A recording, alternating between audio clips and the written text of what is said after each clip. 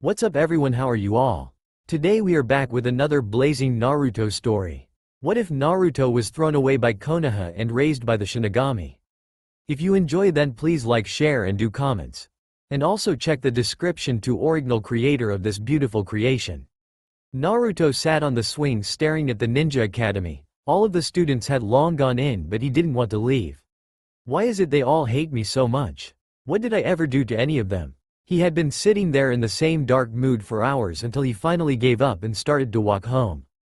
As he meandered his way home, not really watching where he was walking but still heading in the right direction, he heard a shout from a villager. "What are you doing here, demon? Haven't you caused Konoha enough grief?" Naruto didn't listen and kept on walking, so the man picked up a rock and threw it at him with a shout. "I'm talking to you, demon." By now all of the older villagers in the area had heard what was going on and started to throw rocks as well until the original man ran up to Naruto and punched him in the head. When they saw no Anbu or any other ninja arrive to stop them, all of the villagers started beating Naruto until he collapsed to the floor and passed out. Naruto woke up in a sewer-like tunnel with water flowing around him that didn't seem to be getting him wet. As it was still as cold as one would expect sewer water to be, he dragged himself up and started to walk along the tunnel, hoping to find a way out. After a while he came to a large open space with a domed ceiling and a caged-off area that was blocked off with large thick bars and a paper slip holding the two cage gates shut. When he looked closer, the slip had "seal" written on it. A growl suddenly brought his attention back to the actual cage and its apparent occupant. "Who dares intrude on my solitude?" As Naruto watched, two deep red eyes appeared behind the cage, and upon seeing a little human boy it stared at him. "I didn't expect my vessel to be here for very long time yet. But then again, I didn't think those villagers would get that foolhardy either. Maybe I should do something. Boy, do you know who I am?" The voice sounded quite relaxed, but it still held a demonic edge and reverberated through his body. Naruto shook his head. "I am the Kyuubi no Kitsu. I was the one that attacked Konoha 6 years ago, and I am the reason you have been hated and treated the way you have. I was not in control of myself, but that is no excuse. I'm sorry, kid." Naruto had been listening the whole time, and when Kyuubi stopped talking he started to cry as only a 6-year-old can. Pitifully, heart-wrenching and ear-splitting. Kyuubi thought it was ready for Naruto's reaction but was still disturbed. Making a decision, it turned into its human form and walked up to the front of the cage. Naruto looked towards it through teary eyes. What he saw shocked him out of his crying. "You're a girl." Indeed, behind the bars stood a grown woman of 5 feet 8 tall with jet black waist-length hair. She was wearing a white kimono with 9 golden tails curling around her body. Overlaid on that was a pale blue fox. Her eyes were the most striking thing about her. They were a deep shade of blue. Her eyes looked like they were windows from which you could see the ocean. Kyuubi blushed at his reaction. She had been in her human form before and never gotten this kind of reaction from anyone. She looked up to see the shocked look still on the young boy's face. "Well, did anyone ever say I was male?" Naruto thought about it, and it was a fair point, but that still didn't explain why the Kyuubi no Kitsu was in a cage and he was talking to it, her. "Nobody, I guess, but why are you in a cage? Where are we and why are we talking?" Kyuubi hadn't talked to anyone in 10 years, so she wasn't prepared for his questions or his shouting at the end. "How do I put this so I don't freak him out?" Kyuubi looked thoughtful for a minute, then looked at Naruto again. "To answer your first question, the fourth couldn't destroy me, so he sealed me inside a newborn baby. You, Naruto.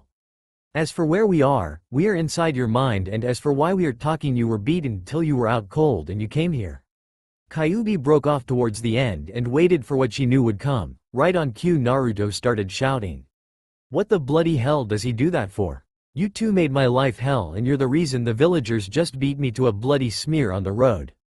Naruto was fuming but started to calm down as he saw the saddened look on her face. "I'm sorry. I shouldn't have said those things."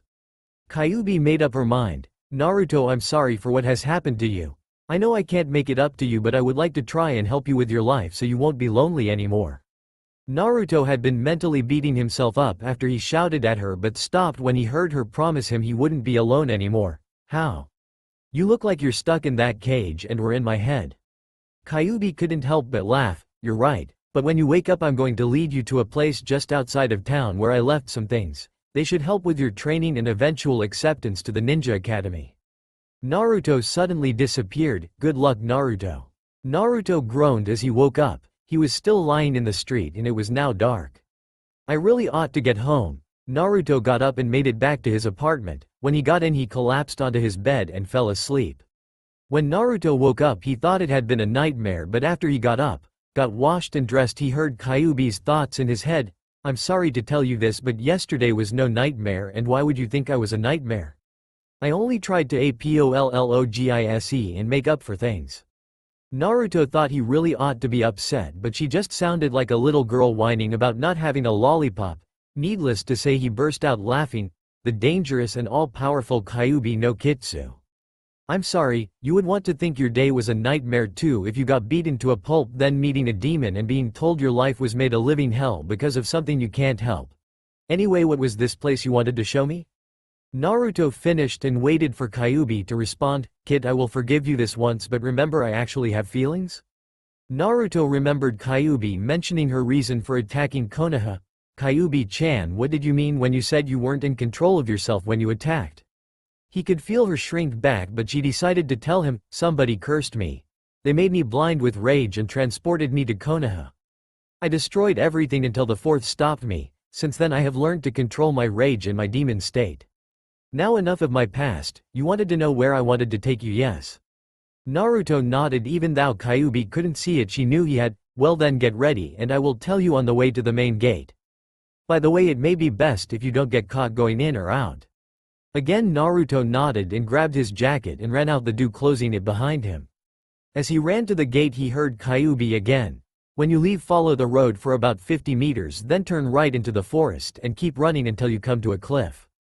Naruto clambered over the wall and fell down the other side. He go up and did as Kyuubi had told him. When he got to the cliff he heard Kyuubi again. Okay kid, place your hand on the cliff and I will do the rest. Naruto felt very silly, but he did as he is told. He felt energy well up from somewhere in his stomach and flow to his hand. When it reached the cliff, Kyuubi's voice came out of his mouth. The Kyuubi no Kitsu opened this door for my vessel Uzumaki Naruto and hereby grant him permanent entry to this place and ownership of all therein. The cliff face in front of Naruto moved to reveal a tunnel. Not wanting to wait he walked in. As Naruto went further and he walked into a large open space with a domed roof much like the room holding the Kyuubi, but in this one the walls were rock not metal and water didn't cover the ground. Instead there were passageways off in different directions with different signs over each. Walking to the closest passage he looked up to see a chest as the sign. Take this passage first kid, there are some things I want you to have. Naruto walked to the end of the passage to be met with a room filled with treasure, from gold and jewels to interesting looking ninja equipment. Kyuubi directed him to a set of arm and leg bands and a full body outfit. I want you to put these on under your outfit. The bodysuit will grow as you do. It is designed to make you completely invisible. It won't take any energy on your part, but you will be able to move around the village without being a target like you have been, but don't use it for any other reason or I won't help you anymore. As for the bands, they will gain weight every time I add chakra to them.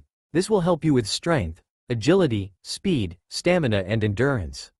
There is also a set of weapons in another passage I want you to take with you to practice using. Every week we will come back here and I will give you a set amount of scrolls and books to read and I will test you when we return next for more. Naruto let out a groan but did as she said, knowing it really was for his own good, but he didn't have to like it. He just knew it was going to be a lot of work and bother. After he finished getting the things he needed from each of the passages he left the cave and the cliff closed behind him. With a bag full of books and scrolls and his equipment on he headed home. After Naruto closed the door he realized he didn't have anything planned for today except stare at the other children and brood. But he could do that another day, so he started to read the books. The first book he picked up happened to explain chakra and its control. This seemed like the best place to start, so he spent the next couple of hours reading, thought and learning about the basis of all ninja abilities. After he finished he tried molding chakra in his hand. After concentrating he started to feel energy build and his hand took on a blue glow. Feeling satisfied but tired he stopped and went to the kitchen and fixed some instant ramen. Well done Naruto, that didn't take you long. At all. Naruto smiled. It wasn't too hard and it seems I can pick up things like this really easily. Feeling quite proud of himself he carried on to the next book. This one dealt with hand signs and what they were used for. I guess I can make up a few jutsu to get used to using chakra and be useful in my daily life. Life went on that way for Naruto until he reached his 10th birthday and entered the Ninja Academy. He had steadily read through most of the books in Kyuubi's cave and had knew quite a lot about most subjects, but Kyuubi told him to act dumb and keep to the lower end of the class in terms of skills. I think it would be best if nobody knew you have been training all this time. Given that the villagers and shinobi wouldn't let you into the library or buy new weapons, there would be no way you could know or do anything other than if you were in contact with me. Naruto thought this made sense, so he agreed, and after he realized he was late for his first class, he ran until he burst in through the door as his soon-to-be teacher Iruka-san started telling his students about the new students. As you can see, we have a new student today, class. His name is Naruto Uzumaki. He turned to Naruto. Please take a seat, Naruto.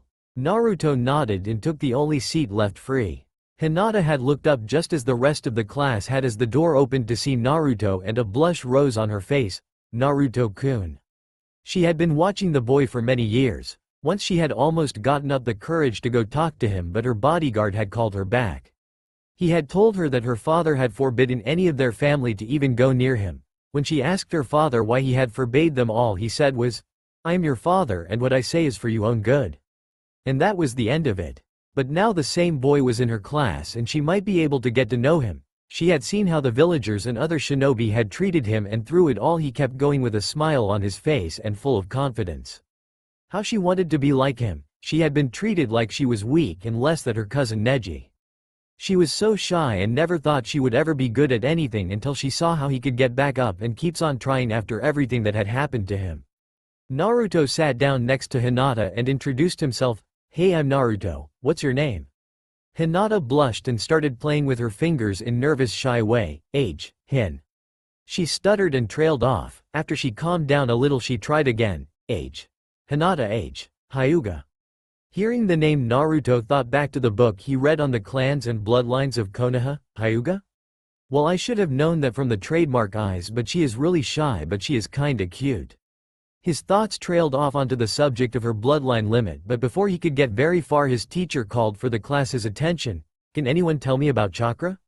Seeing that nobody was going to answer and wanting to get on with things so he could finish and go train some more, he held up his hand. Seeing this, Iruka nodded to Naruto for permission to explain. Naruto got up. Chakra is basically a mixture of physical and spiritual energy. Ninja combine the two into chakra and use it to fuel their jutsu. You also need proper control, otherwise even if you have enough of both types of energy, you may not be able to get the proper mix and you won't be able to do anything with it, or whatever you were trying to do will blow up in your face. When he finished, he sat down and smiled at his teacher to continue. After he had listened to the boy's explanation, Iruka nodded and carried on with the day's lesson. After class, Iruka held Naruto back. "Naruto, I want to thank you for your input today. It's nice to see you're okay. I know about your situation and I know how it feels. I was an orphan too, and I wanted to know if there was anything I could do?" Naruto smiled. "Well, I could use a friend, sensei. As you might have seen, I haven't got many and it can get kinda tiresome on your own." Iruka smiled sadly and agreed. He had seen how the village had treated him over the years and knew it could not have been easy for him. "Okay then, Naruto. Tell you what, would you like to go get something to eat?" Naruto grinned and nodded like his head was going to topple off, so they went to the local ramen stand and ordered a couple of bowls. When Naruto got home, he collapsed onto the sofa. Those last couple of laps around Konoha were the worst. "I hope that Fox is happy. She is succeeding where the villagers failed and is killing me." Naruto heard Kyuubi laugh. "Stop whining, kid. You know it's for your own good and it wasn't that bad. Now onto your chakra control training. I want you to walk up the wall until you're on the ceiling and hang there for as long as you can until you can't hold on any longer. I would suggest being above the sofa so you have a soft landing."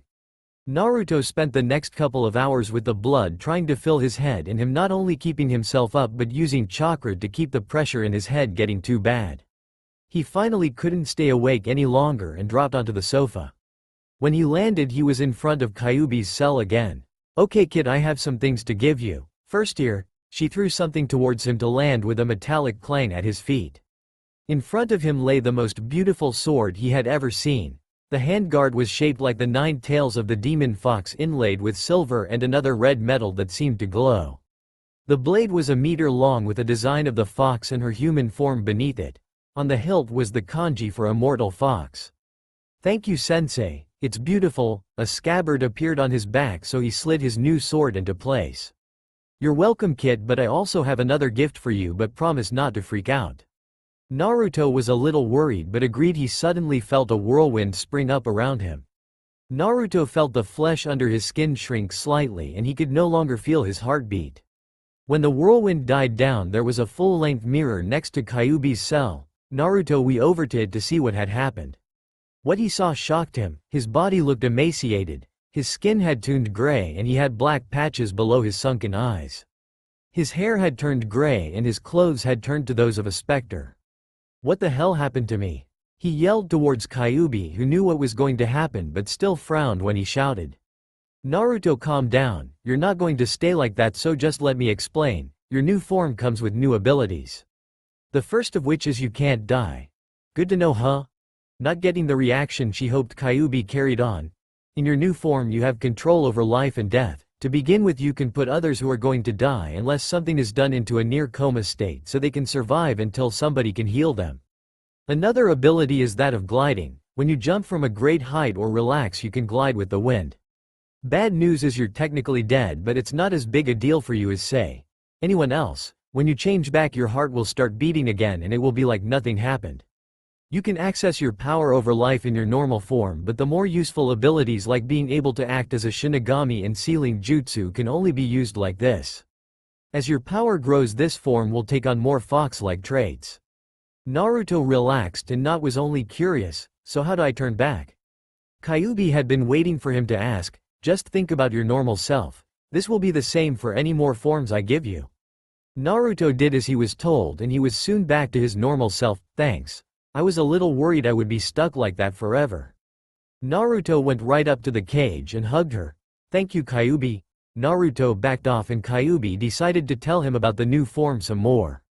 "There is a weapon that goes with that form, but it will appear when you need it. As that's everything, I think you should get some sleep." She gave a mental push and Naruto vanished. "I hope he won't need to use that form too soon. It would mean someone he knows would be hurt and that would hurt Naruto." Over the next couple of weeks, Naruto got to know his classmates. Most of them were okay. Shikamaru was really smart, but he was so lazy. He and Naruto had met up outside of class and played shogi. They were even a pretty good match. Choji ate as much as Naruto. Naruto had read about Choji's clan's jutsu, so he knew they needed a lot of energy stores. Hinata still hadn't gotten over her shyness towards him. What's up with her? Why is she always stuttering and twiddling her fingers? Her cousin didn't talk to him or anyone else much, if at all. Sasuke was always brooding with Ino and Sakura fawning over him. What made him so special? Okay, he had the Sharingan bloodline, but so what? It wasn't any better than the Byakugan, and he was just as stuck up as Neji. Kiba was okay and his dog was pretty cute. Shino was quiet, but as Naruto knew about his clan and the fact they used bugs that lived inside them, he could understand. Tenten was pretty cute too, but she was kinda intimidating with all those weapons she carried around. The fact she could slice off body parts within a moment's notice didn't help. Lee just looked like his sensei guy.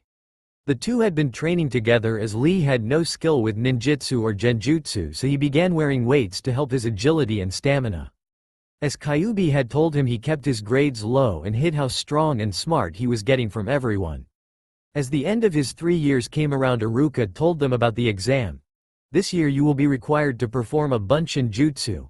Create 2 perfect clones and hold them for a minimum of 10 seconds. Naruto wasn't worried until Kyuubi spoke up. "Naruto, I know this sounds stupid, but I think you should fail this exam, and before you start asking why I scanned the mind of the man next to your sensei, he is a traitor to Konoha and wants to use you in his plans. I think we should go along with him, then find a way to turn him over to the Hokage." This sounded silly, but Kyuubi had never done anything before that had endangered him before, so he did as she suggested, and when it was his turn he produced 2 terrible Bunshins. Iruka looked at them and with reluctance failed Naruto. Mizuki turned to him. "Can't we pass him? He did manage to make 2 Bunshin." Iruka shook his head. "The rules say they have to be perfect copies. There is nothing I can do." Later, when Naruto left the class, Mizuki caught up to him. "Hey, Naruto, is it? I feel bad about what happened in there, so I'm going to let you in on something. There is another way to pass. All you have to do is learn a jutsu from the Forbidden Scroll. But afterwards I need you to bring it to me in the forest so I can return it. Don't want you getting caught returning it, do we? With that he walked off and left Naruto thinking. I know he is just tricking me, but there must be some powerful jutsu in that scroll for it to be forbidden, and I do want to pass. Later that night Naruto was jumping on the roofs of the village heading for his meeting with Mizuki. I better sit somewhere and learn a jutsu or two first, then I can hand it over. Naruto was a little weighted down with the bulk of the scroll but wasn't worried. He carried more than this when he started his training. When he got to the forest he sat and opened the scroll. Reading each of the numerous jutsu, Naruto memorized all of them. Most he didn't think he would be able to do yet, and some were dangerous, but he would learn them in time. After he had learned and mastered the jutsu he thought were okay for the minute, he rolled the scroll back up and headed to his meeting place and waited for Mizuki. When the ninja got there he saw Naruto with the huge scroll on his back. So he actually managed it? Now I can get out of this useless village and go somewhere better and sell their secrets as well. Naruto go up and was about to take off the scroll when Iruka jumped in front of him. Don't do it, Naruto. Mizuki was less than pleased. Iruka, what are you doing here? Protecting the demon? Naruto knew he meant him but decided to play along. What do you mean? Mizuki laughed. Should I tell him, Iruka? Mizuki looked at Naruto. The reason you are hated and have grown up with no family. Iruka pleaded with him. Mizuki, the third's law. Mizuki just laughed again. You boy are the vessel of the Kyuubi no Kitsu, the very demon that tried to destroy Konoha and killed half of the village before the fourth sealed it inside a newborn baby. They are the reason you have grown up hated and scorned. Laughing still he looked on to see Naruto's reaction. It never came.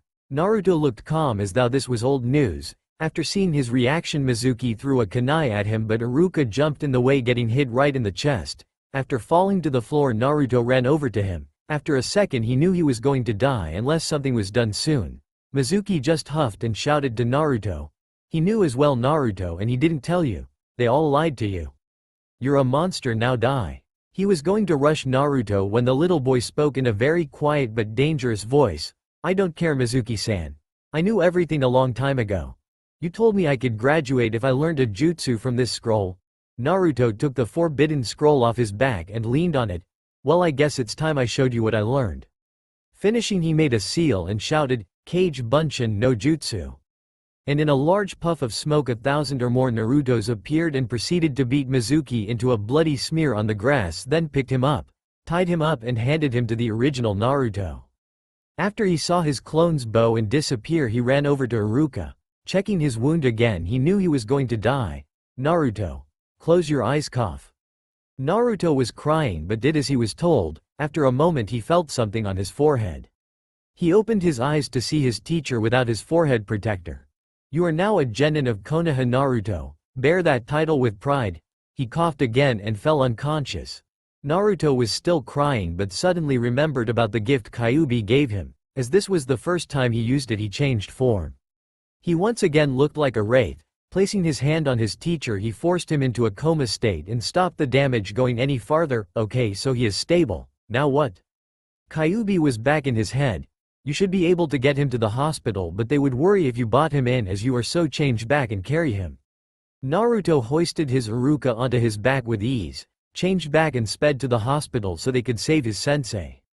After that incident Naruto was called to see the Hokage. Naruto, I know what happened with Mizuki and Iruka. I'm sorry I could not send anyone to help. Mizuki has been arrested and imprisoned and Iruka is recovering in hospital. I know you stole the forbidden scroll but it was returned, so no harm done. Naruto looked relieved. But I do have some questions. For example, what did you do to them? Mizuki had to have a team of medic nins heal him and Iruka is in a coma and won't wake up.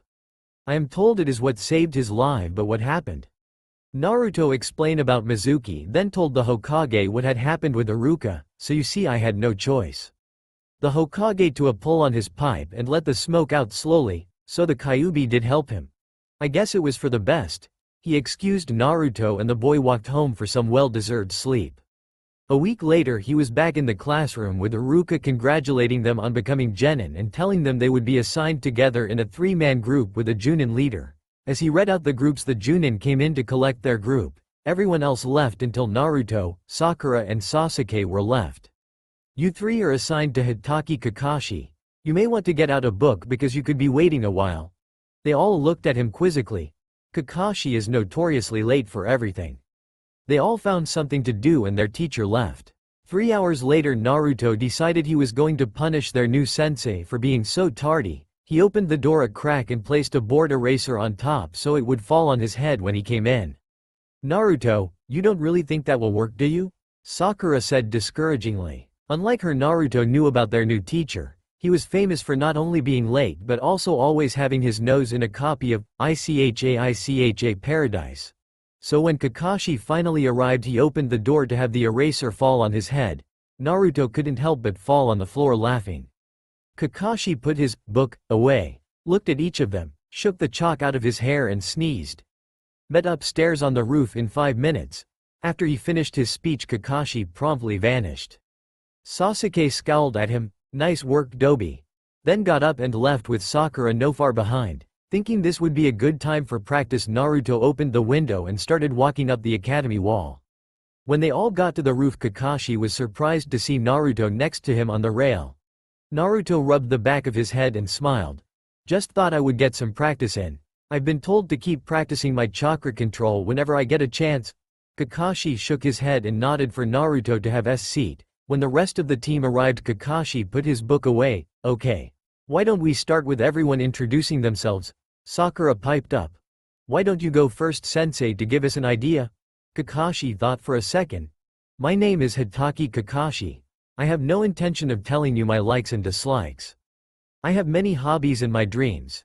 Everyone thought, great, we didn't learn anything other than his name. Kakashi pointed at Sakura. You're up next, Pinky.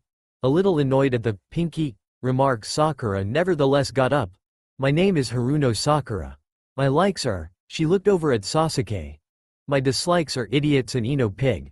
My hobbies are learning and reading up on new jutsu. My dream is, she once again stares at Sasuke. Kakashi pointed to Sasuke. What about you, small, dark and broody? Sasuke scowled but stood up. My name is Uchiha Sasuke. I don't have many likes but I have lots of dislikes. My dream.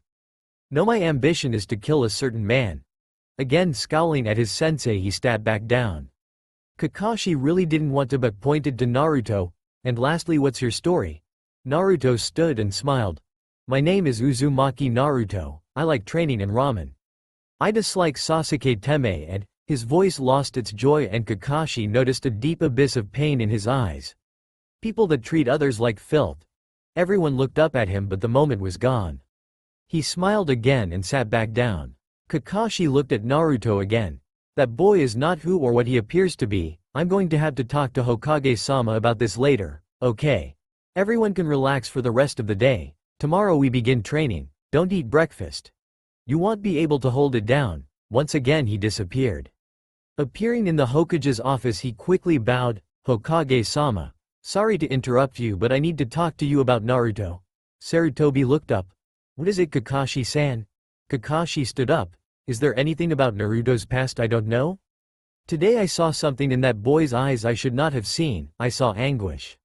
I don't think we know him at all. The Naruto we know laughs and smiles all the time and pranks people.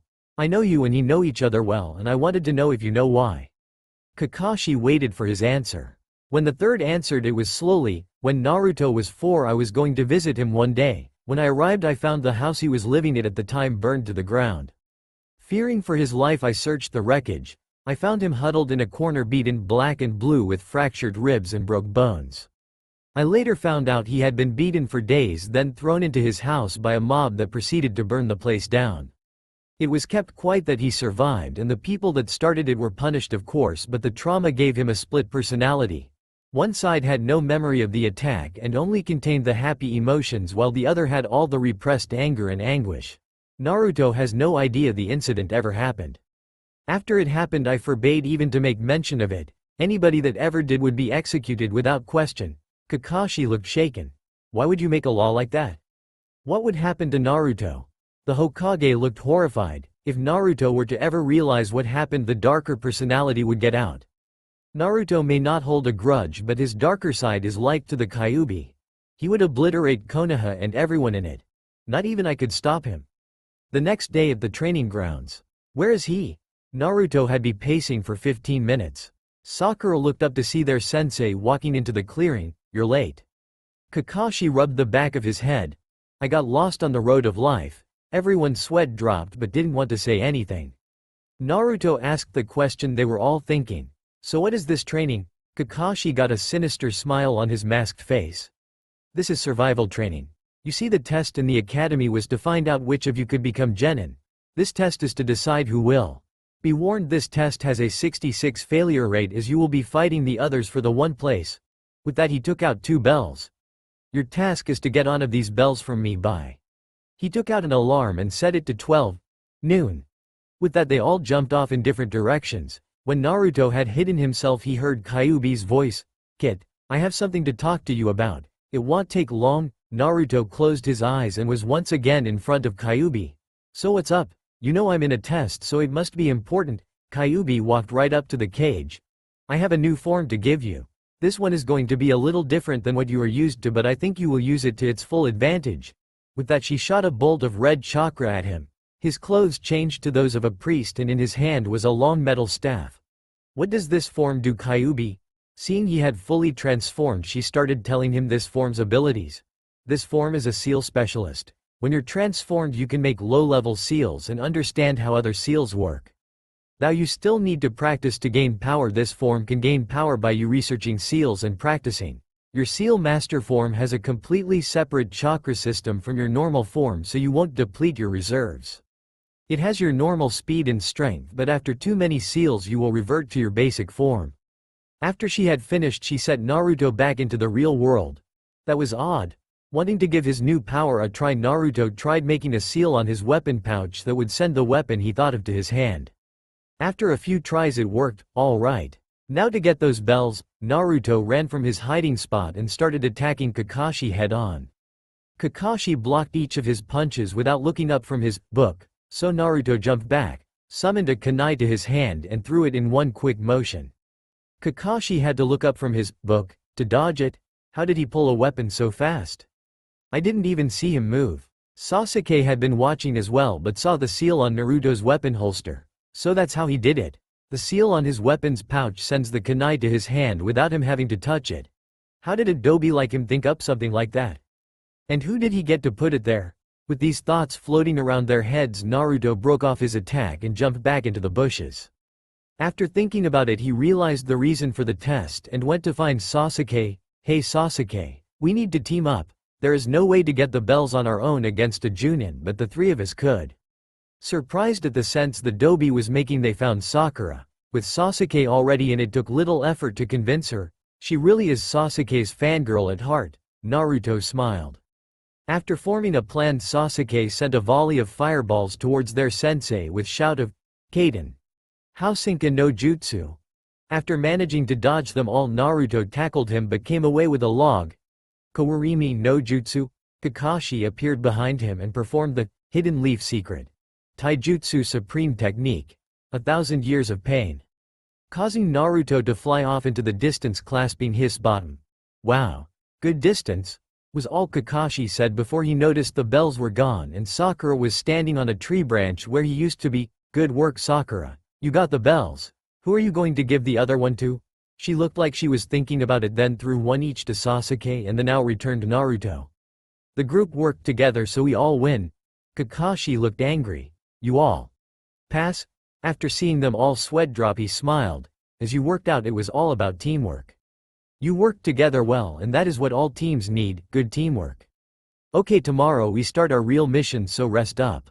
After many D-ranked missions Naruto got fed up and asked the Hokage for something harder. "Come on old man. We have been doing chores for ages now, can't you give us something harder?" Sarutobi knew this was coming so he threw a mission to Kakashi. "This is a C-ranked mission.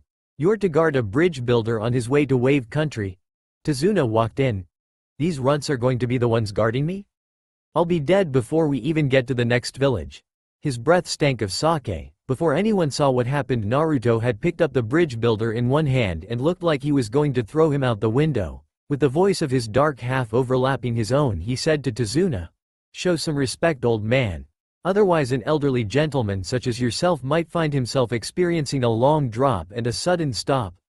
Kakashi looked worried, but the Hokage just calmly said to Naruto, "Naruto, it is not wise to kill your client. He does not know anything about our ninja.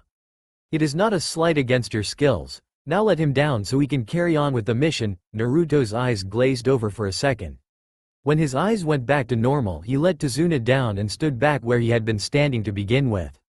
After Naruto had settled, the Hokage carried on, "As I was going to say, I will be sending Kurenai's team with you, Kakashi. I think this would leave you all plenty of time to train. You will meet them at the gate in 10 minutes and you will carry out the mission." Everyone except the bridge builder bowed. He was shaking from fright, and they all left. As they walked towards Wave Country, Naruto spotted a puddle by the side of the road. Knowing that they hadn't had rain in the last couple of days, and after studying lots of elemental jutsu, he turned to Hinata. "Hey Hinata, you're able to see things with the Byakugan, right?" Hinata was shocked Naruto had talked to her but nodded. "Hi." Naruto smiled. "Would you mind checking that puddle out? I know it sounds stupid, but humor me." Hinata nodded again and activated her bloodline. What she saw were 2 chakra signatures. N. Naruto-kun, is. Sense 2 chains. Chakra signatures in that puddle. Naruto smiled, called 2 kunai to his hand from his pouch and threw them at the puddle and waited. Not a second after he threw them, Kakashi saw the movement and saw 2 mist nin poof into existence. I wondered when they would show themselves. Quite surprising, Naruto noticed. After they had gotten them tied up, Kurenai checked the bingo book. The demon brothers. When one woke up, they asked him who he was working for. "Like I would waste my time telling you. You'll be dead soon anyway." Kurenai used a genjutsu know him and had him screaming for mercy within 5 minutes. "His name is Gatu." He didn't get a chance to say any more because a large sword cut his head off in mid-sentence. Everyone jumped back but got into an attack position when they heard a voice in the mist. Looser. Couldn't keep his mouth shut. The mist covered the sword and the tree and the body. When it pulled back, the body was gone and a masked man stood on the embedded sword. The famous copy nin of Konoha. Hitaki Kakashi. Kakashi narrowed his eye. "Zabuza, demon of the bloody mist." Kakashi growled. Zabuza laughed. "You know of me? I'm flattered." Kakashi waved the others back. "Protect Tazuna. Kurenai, if things go bad, get them out of here." While he spoke, Zabuza jumped while grabbing his sword to land further up the road. Kakashi uncovered his Sharingan and rushed Zabuza with a kunai in each hand. During the fight, Zabuza managed to make a couple of Mizu Bunshin to attack the group guarding Tazuna. Shino sent his bugs to suck the chakra from the clones. When they were destroyed, the others turned back to see Kakashi and Zabuza standing on the water after having cast the water dragon technique at each other and cancelled the other, and Zabuza had swapped with a Mizu Bunshin to get behind Kakashi and trap him in the water prison technique. Kakashi tried to tell them to run, that Zabuza was out of their league, but Naruto shook his head. "Kakashi-sensei, you once told us anyone that abandons their comrades are lower than trash. Anyway, we can take this guy." Akamaru transformed into his beastman form so he and Kiba could perform the Gatsuga on Zabuza. The mist nuke nin had to dodge the attack, so Kakashi was freed from the water prison. Sasuke shot the grand fireball jutsu at Zabuza, who dodged again. Naruto fought Zabuza with taijutsu until 3 senbon appeared in his neck and he collapsed, apparently dead. A hunter nin appeared next to the body and picked it up. "Thank you for your help. I have been trying to capture this one for a long time." Naruto was about to protest as he had been winning when Kakashi stopped him. "Naruto, it's okay. This is a hunter nin." With that, the hunter nin and the body of Zabuza disappeared. Not happy with how Zabuza was killed, Naruto asked Kyuubi, "Are senbon a proper killing method?" Kyuubi mentally shook her head. "Senbon are used in acupuncture. If used in the right way, they can put a person in a death-like state." Naruto sighed. "Kakashi, that wasn't a hunter nin. How would they normally dispose of a body?" Kakashi wondered why he wanted to know but told him anyway. A hunter nin would normally destroy a body on the spot, taking the head as proof. The body can hold many secrets to the village's jutsu, so it is the hunter nin's job to stop those secrets getting out. Now everyone wondered what was going on. Why does Naruto want to know how a hunter nin destroys a body? Sakura didn't think anything was wrong. Naruto smiled. "We had better get moving. I think we will see Zabuza again, so we need training before then." Tazuna told them they could use his house, so when they got there, Kakashi took him aside. So why do you think we will see Zabuza again? Naruto still had a smile on his face. The hunter Nin used senbon to the neck, not a normally fatal weapon or wound. Then she took the body with her instead of cutting off the head and dealing with the body. That means he is still alive and we will see him again. Kakashi was shocked Naruto had figured all of this out, but as he was tired from chakra overuse. After dinner the boys sitting next to Naruto started ranting, asking why they were trying when they were going to die anyway. We are trying because if you don't then nothing will ever change and people will carry on dying because of that man. We are here to stop him and that is what we are going to do, and if you want to give up that's fine, but don't you dare put others down for wanting to stop a man like Gato. Naruto chastised the boy. Sakura was shocked at her teammate. Naruto, don't you think that's a little harsh? The boy Inari looked more angry than before. What do you know? You never lost your parents. Naruto had his head down and was shaking. Hinata looked very nervous. When Naruto spoke it was with barely veiled rage in his voice and his dark side's voice overlapping his own. Boy, I have lost more than you could know. I grew up without anyone to look after me. My parents died the day I was born and since then my entire village has hated me for something I cannot help. Your father was a man who protected people. He died with that in his heart and your cowardice is a poor way to honor his memory, so grow a backbone and grow up. When he stopped talking Inari started crying and ran outside. Not wanting to listen to anyone chastise him for his words Naruto left too. He walked into the nearby forest and started training. After they hard recovered from shock Kakashi apologized for Naruto to Tazuna. The old man waved his apology off. I can tell that blonde boy has pain in his heart. Inari's father fought Gato and his men and died. After he learned of his father's death Inari lost all hope and can't see why anyone would fight as he feels they will just die like his father. The mood in the room turned somber. Kakashi and Kurenai talked for a minute. Okay people. As I don't think Zabuza will be up to much for a while, we have about a week to train. Kurenai will train her team while I train mine. We will train in turns so one team is always protecting Tazuna. The next day found Sasuke, Sakura and Naruto in a clearing with a bandaged Kakashi. Our training will consist of chakra control. This is a harder exercise but you need to learn it. You're going to be climbing a tree without your hands. Seeing their looks he placed a foot onto the tree and started to walk up the tree until he was halfway up. You channel the right amount of chakra to your feet to stick to the tree. Too much and you rebound off the trunk and too little you won't stick. Okay? Begin! They then spent the rest of the day trying to complete the exercise. Sakura, having the best control, already completed it first. She and Kakashi left the other two to complete it. When they couldn't mold chakra any longer they walked back. The day after next Sasuke and Naruto carried on until Sasuke reached the top then left while Naruto kept at it. The blonde kept practicing until he collapsed from exhaustion. When he opened his eyes he was back in his mind, so he walked to the area where Kyuubi was caged. Hey Kyuubi-chan. Guess I overdid it? Kyuubi shook her head. That's just like you. Train until you collapse and can't defend yourself. Naruto chuckled but then noticed on the next wall along another cage had appeared. Where the hell did that come from? Out of the darkness stepped the fourth. Hello Naruto. Having seen pictures and heard the third describe him, Naruto knew the man. He was the reason he had Kyuubi sealed inside him. You bastard. What the hell are you doing in here and why did you bloody have to seal her? He pointed to Kyuubi who had stayed quiet when she saw Naruto notice the fourth. Inside me? The fourth winced at his words and the pitch of his voice. You know your history, so you know Kyuubi was attacking Konoha and I couldn't destroy her, so I had to seal her, but only a newborn baby could hold her. As to why I knew you would be strong enough to hold her and anything the villagers would say if they disregarded my last wish for you to be viewed as a hero for holding her. I know because you are my son. Naruto sat down in the water. You are the reason I have no family and the whole village hates me. You are the reason I have had to scavenge for food over the years and why I only have gotten friends in the last few years. You're the reason I'm treated like a monster. Naruto shouted at him until he was raw. Arashi looked terribly old while Naruto shouted him. That is true Naruto, I'm sorry but I had no choice. There was nothing else I could do, but I want to try to make it up to you if I can. I was sealed inside you with Kyuubi-san instead of being consumed by the Shinigami. I had planned on revealing the fact when it was a better time, but your mother's bloodline is activated and I have to instruct you in its use. Naruto wanted to stay mad at the man, but the possibility of having a bloodline was too much to ignore. I have a bloodline?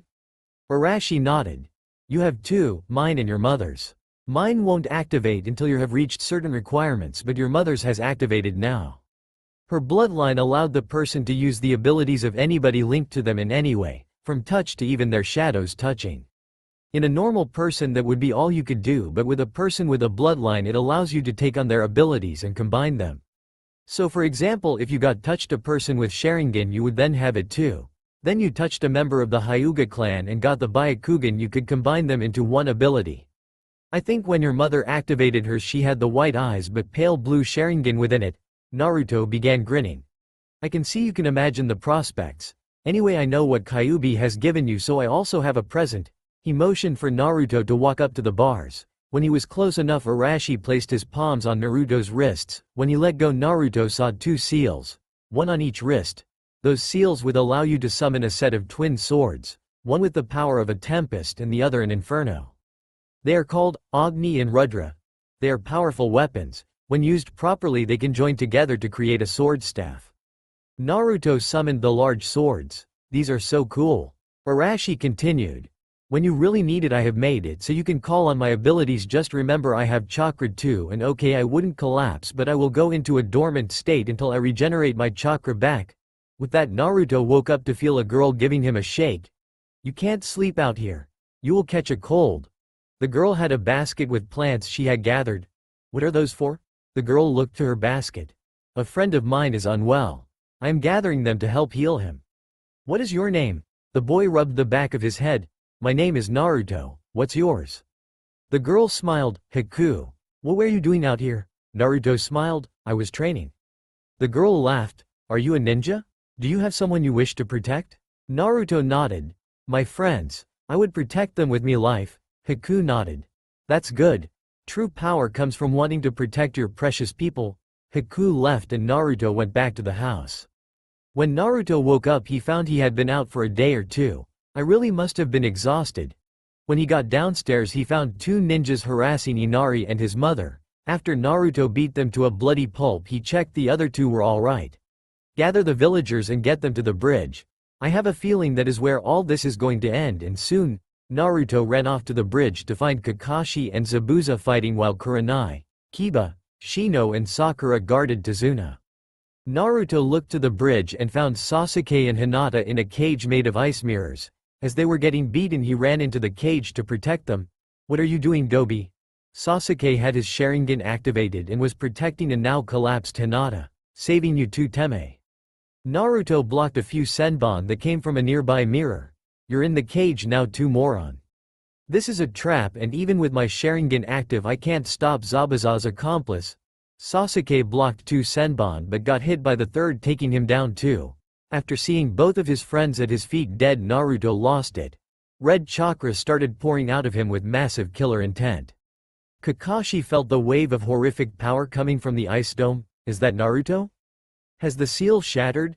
The seal was still there but only barely. He had to finish the fight before something happened. Naruto's power only rose until finally he merged with Kyuubi's demon state. After growing fox ears, claws and tails he let out a terrifying roar, making everyone freeze in fear. The shockwaves shattering the ice mirrors, Naruto proceeded to beat the hunter nin to within an inch of his life, stopping only when the nin's mask broke, revealing Haku. Why did you stop? I am defeated, so I'm useless to my master. He has no need of a useless tool. Kakashi took the moment to charge up the Chidori, and was about to hit Zabuza with it when Haku jumped up to take the hit, but Naruto was too fast. He shot in front of Haku.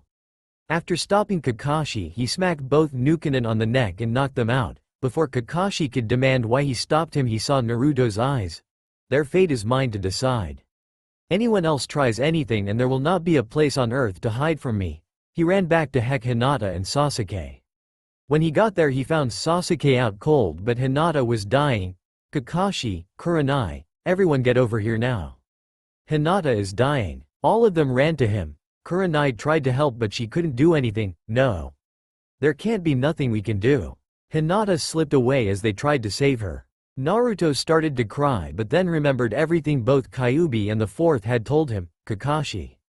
Where is Hinata's father, the Hokage and the Frog Sennin? Kakashi was confused. Why would that matter? There is nothing we can do. Naruto got a dangerous look in his eyes that promised a lot of pain and a very slow death if Kakashi didn't tell him. Hinata's father and the Hokage are in Konoha and Jiraiya is in Stone Country, but I fail to see how they can help. Naruto started glowing, first red, then blue, and finally gold. With a loud crack, the air was filled with smoke and there stood the three very confused men. What the hell is going on here? Hiashi Hyuga shouted. Naruto glared at him. You are hired to save your daughter. Either get over here now or you will find the rest of your life to be short and painful. Naruto was not going to be messed with today. Knowing the tone in his voice, the third grabbed both men and pulled them to Hinata's body. Upon seeing his dead daughter, Hiashi started crying. What happened? Kakashi tried to explain, but now was not the time. Naruto handed everyone a large soldier pill. We don't have time. Everyone take those pills and either lay your hand on me or on someone who is. I can't do this on my own and I need your help. Nobody was going to tell the blonde that Hinata was dead because the determination in his eyes told them right now that wasn't something to say. They each took the pill and laid a hand on him. After Shino's, Kiba's, Hiashi's and finally Sasuke's bloodline swept over him, Naruto linked to each of them. All of their knowledge and abilities were his to use. He harnessed all of the power available to him, including Kyuubi and the Force. Chakra erupted from him, then was sucked back in. He combined both his forms into his own until he was wearing a raged priest's robe. If the others were shocked at what was happening to Naruto, it was nothing to what was about to happen. In his hands grew a ball of white crackling energy. As he pushed it closer to Hinata's body, a gale blew outwards from it. The wind grew until he pushed the orb into her body. When it was all the way in, he let out a scream until he was raw. When he could no longer scream, Hinata took in a sharp breath and opened her eyes. Everyone besides Naruto collapsed from exhaustion but managed to stay awake and some sitting up. Hinata-chan. Naruto wiped a hair away from her face. Hinata saw him, then blushed madly. She's okay, Kiba was laughing. After a while, Gato showed up with all of his men to kill Zabuza. I came here to kill that useless ninja after he killed the bridge builder, but I see he couldn't even do that, so I am going to have to kill him, then kill that good-for-nothing nuke nin. Naruto left the others and stood up. Buddy, you have caught me on one hell of a bad day. Either walk away now or you won't walk away at all. Naruto was still swimming with chakra, so when Gato refused, he changed again. Naruto, for what you managed to do, I am giving you a new form. This is your combat form. With your ability and the power you now have, your combat form's basic level will be that of what would normally be considered a werewolf. You will be incredibly fast and strong. Your stamina and speed endurance will be enormous. After he had changed, in Naruto's place stood what can only be described as walking death, standing 8 foot high with the fur, head, claws and hind legs of a wolf with the chest and arms of a human. Naruto still had the seals for his new swords on his arms. Calling for them, he launched himself at the army. Hitting them at a run, he obliterated them in their droves. When he reached the middle, he reached out as far as he could with his swords and started spinning. The fired tornado he created only left his friends unharmed, and Gato was trying to flee. When Naruto reached up, he dismissed his swords and picked the short man up by his shirt. I gave you a chance to leave, but you refused. Now you're going to receive the worst punishment I can give you. Naruto threw him into the air, then shot a fireball at him. The flaming ball struck him, but rather than consuming the man, he was sucked into it and was continually burned. After a moment, he sent the ball and the burning man into a portal he made and then closed it. After he was finished, he changed back and almost fell to the ground. He would have fallen completely, but the Hokage stopped him. Well done, my boy. Rest now, having saved everyone, stopped Zabuza and Haku and brought Hinata back from the dead. Naruto could do nothing more than allow the darkness of sleep to claim him.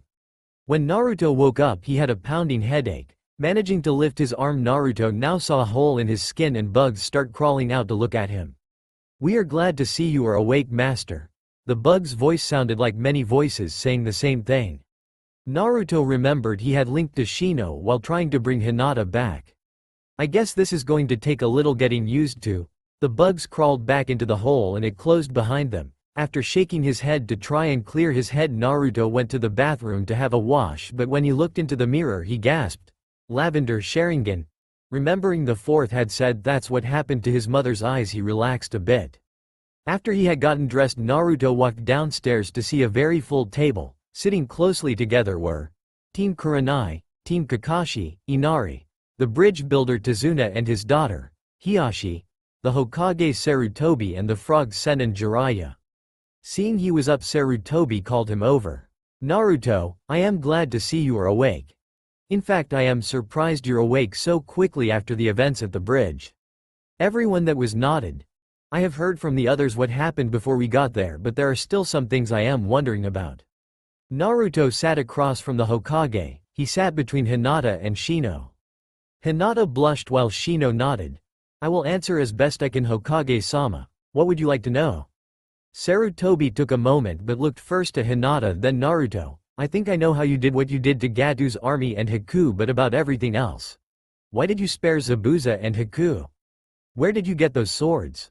How did you teleport us over that distance in second, and how in the name of Kami did you do what you did to Hinata?" Nobody had brought up the fact that Hinata had died.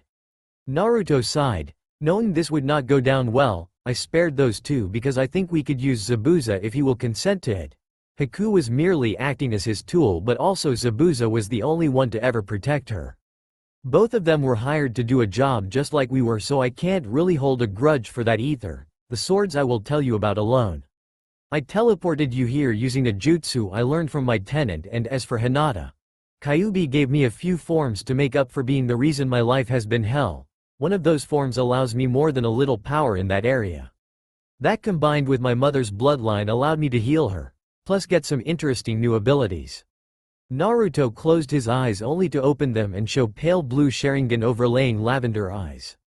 Hiyashi almost had a heart attack while Sasuke glared at him. How did he get the Sharingan? And how did he get the Byakugan? Hinata couldn't see his eyes, but almost everyone else could. Kakashi had been wondering just what the hell was going on till Naruto mentioned Kyuubi. Why is Kyuubi being so helpful? It's a demon, for crying out loud. Kurenai, like all of the older ninja, knew Naruto was the container for the demon fox but never thought he was the Kyuubi itself, but the fact that they were on speaking terms and it had been teaching him was shocking. Jiraiya knew that the seal hadn't broken, so that Naruto's linking to it can't have been Kyuubi's doing, so the boy must have control of the power. With his parents' bloodlines and their legendary abilities and Kyuubi backing him, this kid is going to be a force to be reckoned with. I wonder if Sarutobi will let me train him? Shino received information from his bugs letting him know Naruto now possessed his family's bloodline. Naruto. I shall have to talk to my father as soon as the mission is over. Kiba had been talking with Akamaru. He smells different than before, like something from everyone and 2 cents I don't recognize, but they were always there. They have become stronger now. Kiba didn't know what to think, but if Naruto got each of the bloodlines of the group, he would need to talk to his family about teaching him. Sakura had been listening to the conversation with a mixture of awe, shock and denial. How can this be? Naruto was always the dead last. Was that always an act? Naruto sounds like he is leaving something out, but with everything else that has happened I can understand. But what is this about the Kyuubi? Didn't the 4th kill it years ago? Sakura decided to voice the last point. Hokage-sama, what is all this about the Kyuubi? Wasn't it killed? Sarutobi sighed. I didn't want the fact getting out to anyone of the lower generation, but as you are on Naruto's team, you and Sasuke deserve to know. 12 years ago the Kyuubi attacked Konoha as you were told, but it wasn't defeated. It was a demon, so it could never be destroyed outright, so the 4th created a seal that would hold it forever trapped inside a living vessel. Nothing else would be able to hold it. He took a pull on his pipe. No normal person could hold it. Only a newborn baby with its chakra coils still undeveloped could withstand the connection with the demon, so that is what he did. The 4th sealed the demon into the only newborn in Konoha. Naruto. Everything clicked into place for the Yuger people in the room. Why Naruto was treated the way he was and why he could do the things he could. Sakura had a horrified look on her face. I have always been horrible to Naruto. All he did was try to be my friend and I scorned him. Hinata now understood as well and why her father had always looked down on the blonde, Naruto-kun. Naruto looked to Hiyashi. Hiyashi-san, when we were linked I learned many things. Some I would talk with you alone about, but there is something that should be said in front of everyone. Hinata is not her mother. Your daughter is strong and her own person. To treat her as you have is something I will not let stand. Before Hiyashi could voice his anger at being talked to in such a manner, Naruto looked over to the 3rd Hokage. I think it is time for that chat, Hokage-sama. Both standing up they left an outraged Hiyashi. an incredibly embarrassed Hinata and everyone else with their jaws on the floor. The blonde and the Hokage stood together looking up into the sky. Naruto looked over to the old man. The swords were a gift from my father. I know you know who that is. He is here within me as Kyuubi is within me. Instead of being taken by the Shinigami, he was sealed as well. I only found out recently, but he and I have made peace. Hokage-sama, I need to make sure none of what's happened here to leaves this house. I will explain everything that has happened to me when we get back to Konoha.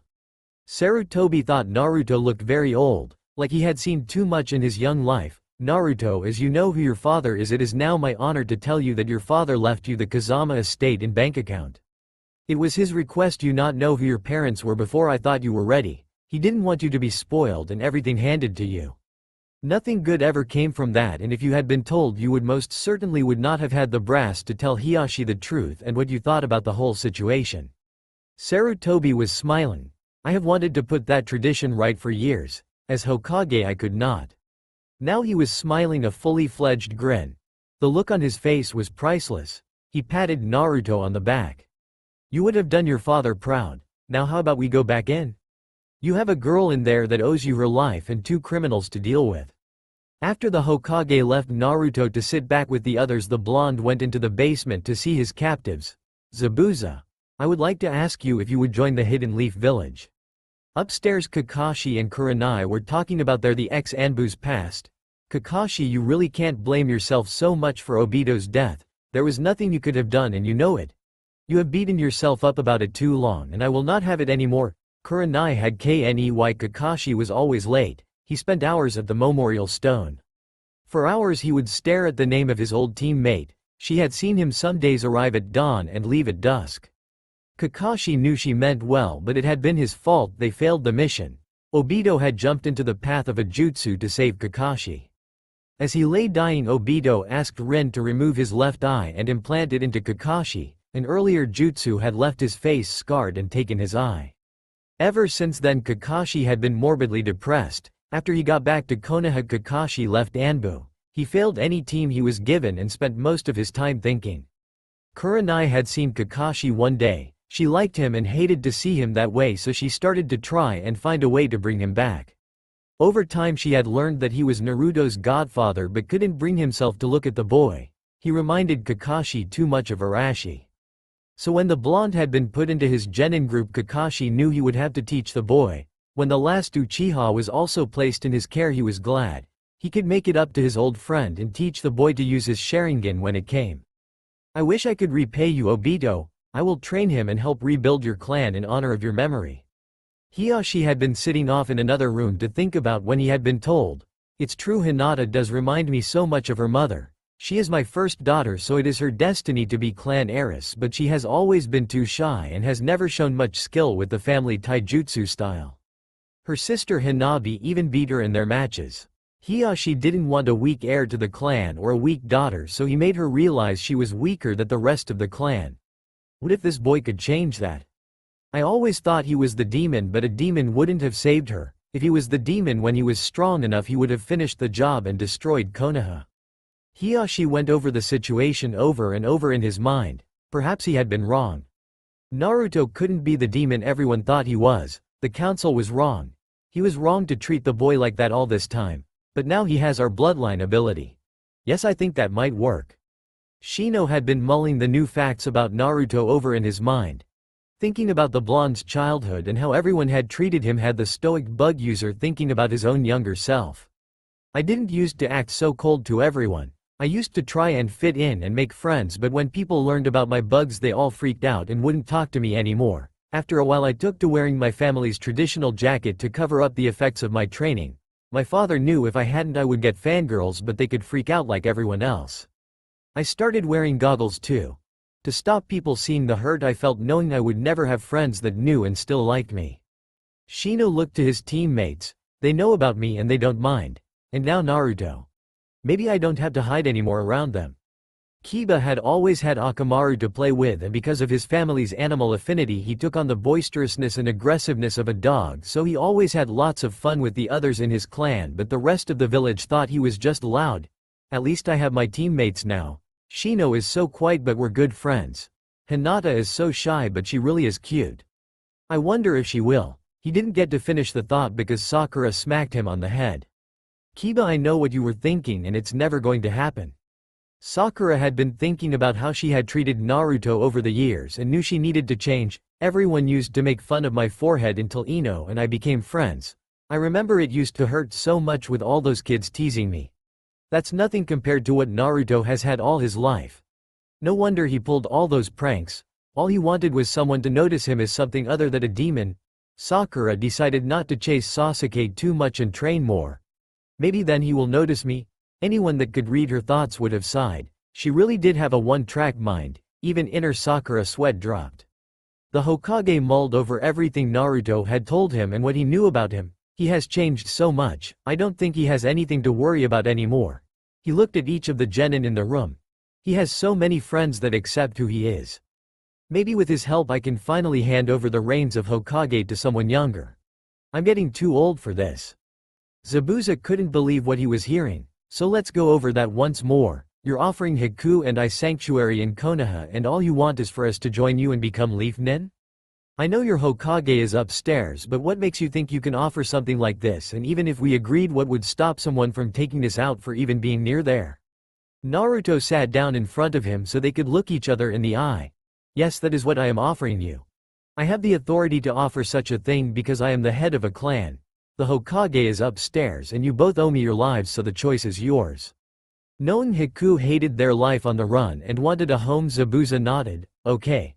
I will agree to join Konoha if your Hokage agrees. Naruto nodded. Now I need to talk to Hiku, so don't worry if you can't hear us. Naruto walked over to Hiku and made a seal of red chakra in the air in front of him, then sat down. The seal will stop anyone from seeing or hearing this until I cancel it. I would like to talk with you. Hiku had been worried since she saw Naruto lose it after she killed his friends. The raw power that came from him was horrifying. Why didn't you kill me? Naruto smiled a sad smile. I want to know about your past. You don't strike me as an evil person and I wanted to know why. Now I still want to know why. Not waiting for her to speak, he took her hands in his. Hiku shook her head. I never let him find out. I'm surprised he never noticed. So what are you going to do now you know? Naruto smiled. I'm going to ask you to train me in your bloodline limit. Hiku looked confused until Naruto formed a snowball in his hand. When I touch someone I can use their abilities. If it is someone with a bloodline I gain that too. If we are connected long enough or I concentrate enough I can see their memory. Hiku blushed. She would make a good wife. Naruto, it is your job to rebuild the Kazama clan. Kyuubi's voice came out of nowhere. Kyuubi-chan? I'm only 12. I shouldn't be thinking about marriage yet. The fourth chuckled. She's right, Naruto, and she would keep any fangirls at bay. Having a girl around that can turn someone into a frozen pincushion is kinda handy. Naruto mentally shook his head. I don't need your help on this, you two. Tell you what, I'll move your cages closer together and give you a shogi board, how about that? Using his mind, Naruto did that and both tenants shut up and started to play. So Hiku, I know the only person you are close to is Zabuza, but would you like a friend?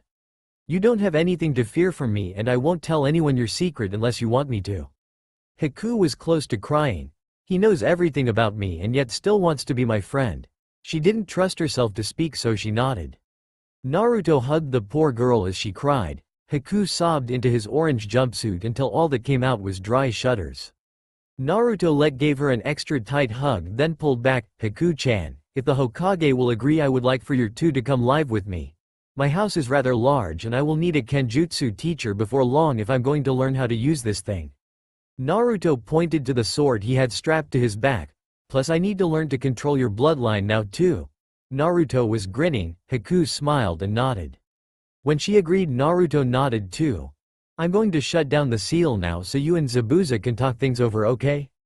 Naruto let the seal hanging over them fade and walked back upstairs. When he walked back into the dining room, Naruto was met with stares from everyone. The stares were a mix of hope, anger, appraising and acceptance.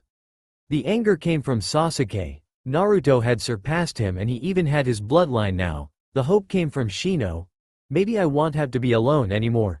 The appraising looks came from both Hyuga, Jiraiya and the Hokage. Hinata was in awe of the blonde. He had been through so much in his life and yet still had a smile on his face. Hiyashi was wondering if his plan would work. Jiraiya wanted to ask if he could train the boy but was wondering what he could trust him with, and Sarutobi knew the boy would protect his precious people with his life against anything. The Hokage turned to the blonde. Naruto, we will be leaving after the bridge is built. I have already sent a message to Konoha so I don't have to be back there for a while. He looked happy about that. A couple of days away from that paperwork. The bane of his existence and that of all Hokages was the paperwork. After a talking with the Hokage and freeing Zabuza and Haku, the group apart from Sarutobi and Hiashi spent the last 3 days working on the bridge. When it was finished and the bridge had been named after Naruto, the group left for Konoha. As they walked the long road back, Hiashi slowed down to walk with Naruto.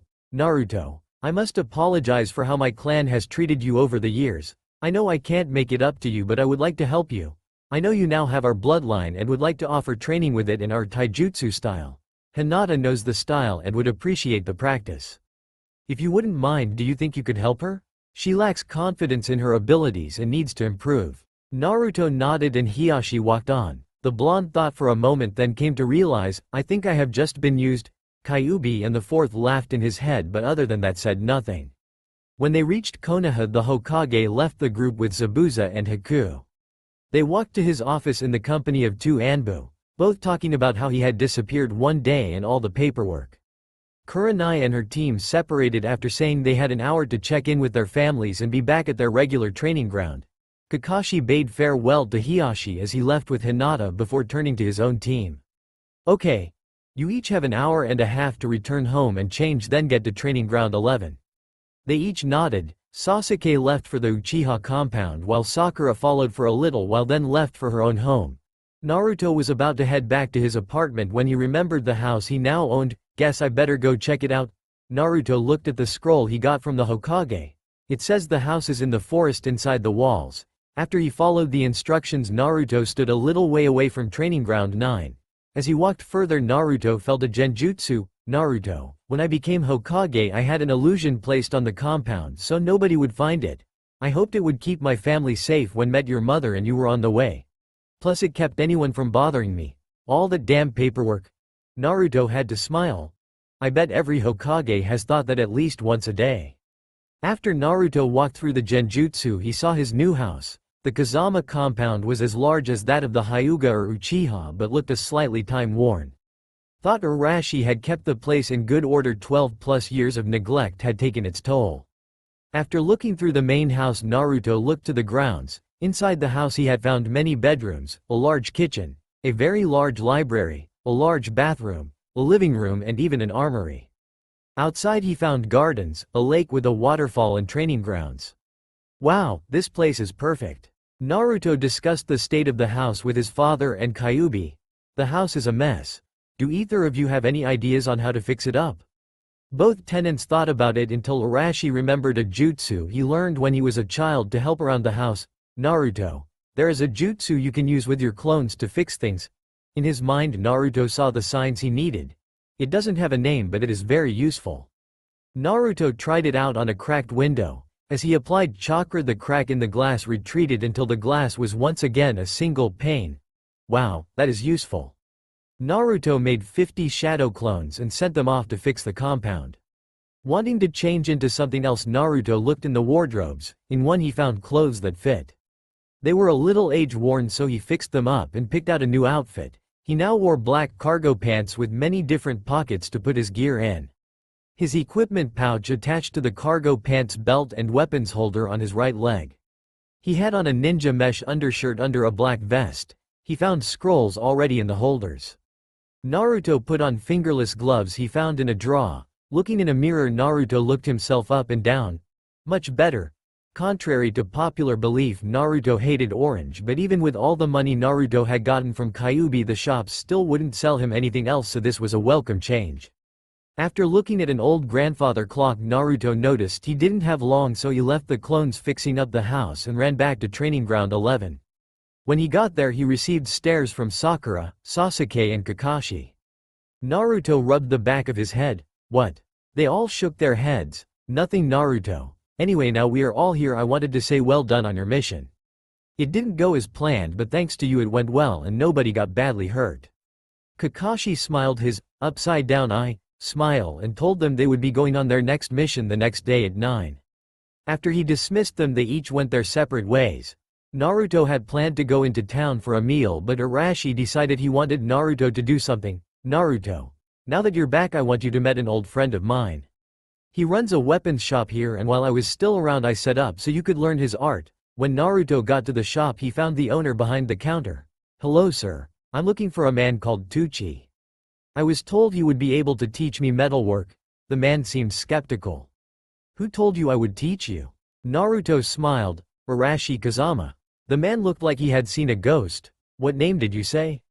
Naruto looked him in the eyes. Arashi Kazama, my father. Tucci smiled too. My boy, I thought you had died that night 12 years ago. I'm very glad you're not. Your father told me if you ever came here I was to teach you, so that is exactly what I am going to do. Over the next 2 months Naruto spent his free time sword training with Zabuza, training his Byakugan and Jukin while helping Hinata improve her skills and improve her self-esteem or learn metal work with Tucci. After the first lesson he met Tenten as she came home. Hi. Sensei told me he had a daughter. Hinata told me her cousin was on the same team as you. It's nice to meet you, Tenten-san.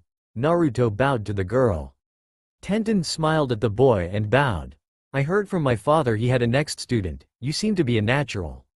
It seems I may soon be using weapons you made. Naruto beamed. After many lessons at the forge with Tucci making kunai, Naruto made his first unique weapon. After learning about armor and many hours of experimenting, Naruto made a pair of bracers with curved blades that protruded from the elbow. These blades could be moved on a run inside the bracers so they could be used as daggers. The change wasn't very quick but could be left in that position depending on the user's preference. Being proud of his creation, Naruto left a deal between the 2 layers of steel. In case anyone ever uses this against the village, the Hokage will be able to summon it to him. Happy with his work, Naruto gave it to Tucci. That's an interesting piece, Naruto. It would leave your hands free to use jutsu or another weapon plus defend your lower arms. Well done. After appraising their value he put them out on display. After practicing metalwork Naruto headed home. When he got in, Naruto smiled. My first weapon, I hope someone buys it. Naruto had been thinking about all his new abilities since a couple of weeks ago. With my bloodline and my forms I won't even have to work for anything anymore. I might even turn into Sasuke and become an smug, self-satisfied, egotistical ass. Naruto shuddered. Or I might depend on them like Kakashi and his Sharingan. Naruto shook his head. Kyuubi, Dad, what do you think I should do? His tenants took a break from their shogi game. Naruto, I think you should seal some of your forms for the minute. You're strong enough now to fight as yourself, and if you're in trouble we are here to help. Kyuubi hesitantly nodded. He's right, Kit. If you get too powerful too quickly people will start to wonder and others will come after you before you are ready. If you don't want to seal the forms totally, then seal some of the abilities. With everything you will gain from your bloodlines you will come close to godlike power and you will lose who you are. Humility is what makes a good person. Naruto thought long and hard and finally decided. He pulled up his sleeve on his right arm and started making hand seals. I should seal the ability for recalling the dead from my wraith form. Bringing back the dead is something that should not be done lightly if at all. Finishing his jutsu, Naruto placed his index finger on his arm. From the point it touched a band of skulls wrapped around his arm. My seal master form can stay as it is. It is going to be helpful and I would learn seals anyway. Naruto moved to his final form. My combat form as well as my twin swords need to be sealed completely.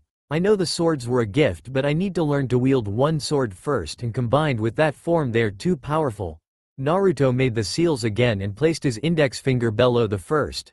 This time a band of the phases of the moon with the seal for the swords instead of the new moon appeared on his arm. Kyuubi, father. My abilities are sealed now, but there are conditions under which they will release. The Wraith's ability will release if someone fate decrease. Must live in my combat form, and swords will release if I ever have to defend my precious people. His tenants nodded. Naruto, you have shown maturity in sealing your forms. Because of that, part of my bloodline is now accessible. This part of the bloodline allows you to control metal. That is why I had you learn metalwork. It gives you an excuse to be able to work metal and access to metal into use. All you have to do is hold the metal you want to change and concentrate on what you want to do to it, from removing impurities to hardening or shaping. If you push chakra into the metal as you shape it, you will imbue it with abilities of its own. like Asuma's trench knives or even the Nidaim's Raijin sword. Naruto cheered but then thought about it for a moment. If you could do that, why didn't I ever hear about it? You were Hokage after all, and the move you were famous for was Hiraishin. In his head Naruto saw Arashi rub the back of his head. Well, I never had to make any weapons where people could see me do it, and we have a smithy in the compound, so any weapons I needed I made there after my bloodline activated. Naruto's sweat dropped. Okay, so I can make weapons easy now? Didn't I just seal a load of my abilities so I wouldn't take power for granted? Arashi nodded. Yes, you did, but this is more a skill than ability. This allows you to make a living when you don't have missions, plus you'll never have to buy weapons again, which is helpful. Plus you could make your friends weapons that go with their particular abilities or styles. At the end of the 2 months after they had gotten back, Naruto was walking to his favorite ramen stand when he saw Sakura walking the other way. Hi Sakura-chan. Sakura waved. Hey Naruto, I was just heading out. I have been training hard recently and wanted to treat myself. What are you doing? Naruto smiled. I'm going for some ramen. Just as he was going to continue, a boy wearing glasses with a long snot dribble hanging from his nose and girl with her hair in pigtails ran into them. Naruto ni-san. Some guy has got our boss, please help. The Konohamaru Corps had been hanging around Naruto since he got back, with Konohamaru calling Naruto boss of the Corps and his rival for Hokage. Naruto thought they were harmless, but apparently this guy didn't, so the group ran back to where a guy in what looked like cat pajamas with makeup on was holding Konohamaru in the air by his shirt. That hurt, kid. Naruto slowed down as he got closer. You don't want to do that, friend. The ninja looked over at Naruto. And why is that? This kid pisses me off. Naruto shrugged. Apart from the fact he is the Hokage's grandson, he wouldn't take it very kindly, as you happen to be Sand Nen. The ninja with the red hair behind you with the gourd and panda eyes would most likely have something to say about it. Naruto's smile never faltered as the Sand Nen in front of him let go of Konohamaru and started shaking as both he and the blonde kunoichi with a large fan strapped to her back and a forehead protector from sand turned to see a younger boy exactly as Naruto had described. Red spiky hair covered his head with the kanji for love over his panda eyes. A gourd was strapped on his back and a scowl on his face. Kankuru, you are embarrassing our village. Stop now or I will kill you. The older of the two turned. I'm sorry, Gaara. I won't let it happen again. Gaara turned to Naruto. I apologize for my brother, he can be a little enthusiastic sometimes. Naruto smiled and shook his head. No harm done. May I ask why you are here thou? Gaara looked to the others. We are here for the Chunin exam. I hope we see each other there. Naruto held his hand out and Gaara shook it. When their skin touched, Naruto learned 3 things. 1. The boy also contained a demon. 2. He had a bloodline that the demon had corrupted to its own end, the Iron Sand. Naruto now had the original. And 3. Sand was planning an invasion. A few minutes after the Sand sidelings had left, Arashi took over Naruto's body so they could use Shunshin no Jutsu. Naruto hadn't learned to use it yet. To get to the Hokage's office. Oja-san, I have something important to talk to you about. Alone? Naruto looked meaningfully at the shadows in the office.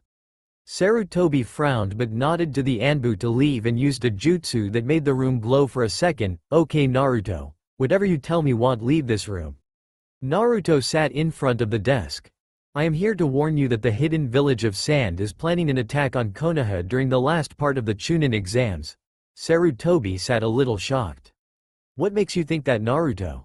Naruto smiled sadly. I just read the memories from one of the Sand genin that are in the village for the exam. He holds a demon as I do. His seal is incomplete, so the demon is driven mad and he is tormented. From what I gathered, the snake Sennin is the one behind the attack. If he isn't here during the exam, he will be here to attack you personally during the attack. The Hokage looked solemn. Thank you for telling me so quickly, Naruto. I will have preparations made immediately. Naruto nodded and left the same way he came now that he knew the jutsu. When he got in, Naruto found a note telling him to meet at Team 7's training grounds. When he got there, Naruto saw he was the last to arrive. Sorry. I got lost on the road of life. Kakashi smiled while Sakura silently raged and Sasuke huffed. That's okay Naruto, we were not going to start without you. Kakashi knew about Naruto's bloodline, and from what Sakura said, he must have learned something important from the Sand Boy's mind and gone to tell the Hokage. Now that you are here and have no doubt heard about it, I want to tell you I have nominated you all for the Chunin exam. It will start in 1 week. He handed them each an application form. It is up to each of you to decide if you are going or not. Having finished, he shunshined away. The genin looked at each other. Sasuke wailed off with Sakura training on his arm, asking for a date, leaving Naruto on his own. If anything happens in this exam, I am going to be standing right beside Sarutobi-sama when he fights that snake. I would never forgive myself if anything were to happen to the old man. Arashi and Kyuubi had a bad feeling about this but didn't know what was going to happen. All they could do was help him when he needed it and fight with him. During the week until the start of the exam, Naruto researched seals and placed one on the back of a jacket like his father's that he had found in the house. The seal would hold anything he needed and he could use anything inside with a thought. This will be great to keep iron sand in. With a genjutsu so nobody can see it, I will have a surprise weapon. When the time for the exam came around, Naruto walked to the academy. As he go to the door, he saw the rest of Team 7 walk up as well. Good to see everyone decided to some. They just nodded and all three walked in, handed in their applications and walked through the appointed door. When they got through the doors, they saw Kakashi standing in front of them. Good, you're all here. That means you may enter. Sakura looked thoughtful. Kakashi-sensei, I thought it was up to us if we wanted to enter or not. Kakashi nodded. That I did. The exam can only be done in 3-man cells. If 2 had said yes but 1 didn't, the team couldn't enter the exam. I said it was up to each of you so the others wouldn't pressure the third into entering if they felt they weren't ready. Naruto shook his hand, but they all took the stairs. They reached the end of the stairs to see a group of genin trying to get into a room. Surely they can't be for the exam. This is only the 2nd floor. Naruto smiled. Hey you two, don't say anything, but this is the wrong floor. There is most likely a genjutsu over the door as a test to keep weak genin out. Let's just walk to the next floor. Sasuke and Sakura were shocked that Dobi could work that out, but they agreed and walked round the throng of people and mounted the stairs to the next floor. Before they were out of sight, a Hyuga noticed them leaving. Why are they going upstairs? He used his bloodline limit and looked at the door. Sure enough, it was room 201. He motioned to his teammates and they went up as well. When they reached a balcony above a training room, one of the Hyuga's teammates caught up. Sasuke Uchiha. I wish to challenge you. The boy in question was a year older than them. He wore green spandex with orange leg warmers. He had a bowl cut and fuzzy eyebrow. Sasuke smirked. I could use a warm-up. They both jumped down to the training room and took their stances. Both attacked as the doors opened again to reveal the bushy-eyebrowed genin's teammates. Now what is he doing? Tenten said. Naruto smiled. Hey Tenten-chan. I didn't know you were going to be here. Tenten smiled back. Yay, this is our first year. I am not surprised to see you here though. So what did Lee do this time? Naruto realized Lee was the one with bushy eyebrows. He challenged Sasuke to a match. So far I haven't fed much chakra from him. Tenten shook her head. You won't sense much from him. For some reason he can't mold it, so he uses taijutsu instead. Our sensei is the village taijutsu master and has been training him since forever. Naruto turned on his Shanringa, Byakugan, and watched the fight. Naruto memorized the boy's movements. I could pull those attacks off. Given that he can't mold chakra, he may be able to open the celestial gates. This won't be good. Just as Lee had unwrapped the bandages on his hands, a kunai pinned them to the floor. Lee, how could you be planning on using that move? Everyone turned to see a turtle. You have got to be kidding me. Naruto shook his head. Lee had been trying to apologize, but the turtle was having none of it until an older version of Lee appeared on the turtle's back. Lee, you know what you have done. Now I must punish you for it. The older one punched Lee. I am sorry, guy, sensei. Everyone turned away as student and teacher stared, hugging and crying the other's name with a sunset behind them. Okay, I am glad I didn't have him as a sensei. Naruto had had enough of the Sekni, so he got behind the older of the two and used Kakashi's 1000 years of pain jutsu. After the ninja had disappeared into the sky, Naruto turned to Lee. Let me make a deal with you, Lee. Never hug around me or start shouting about the flames of youth. And I won't have to do what I just did to him to you, okay? Lee just nodded, so all of the genin entered the first exam room. When they arrived, they met the rest of the rookie 9. I see you guys made it. How troublesome, Shikamaru sighed. Naruto smiled and rubbed the back of his head. We would have gotten here sooner, but Sasuke Teme got into a fight.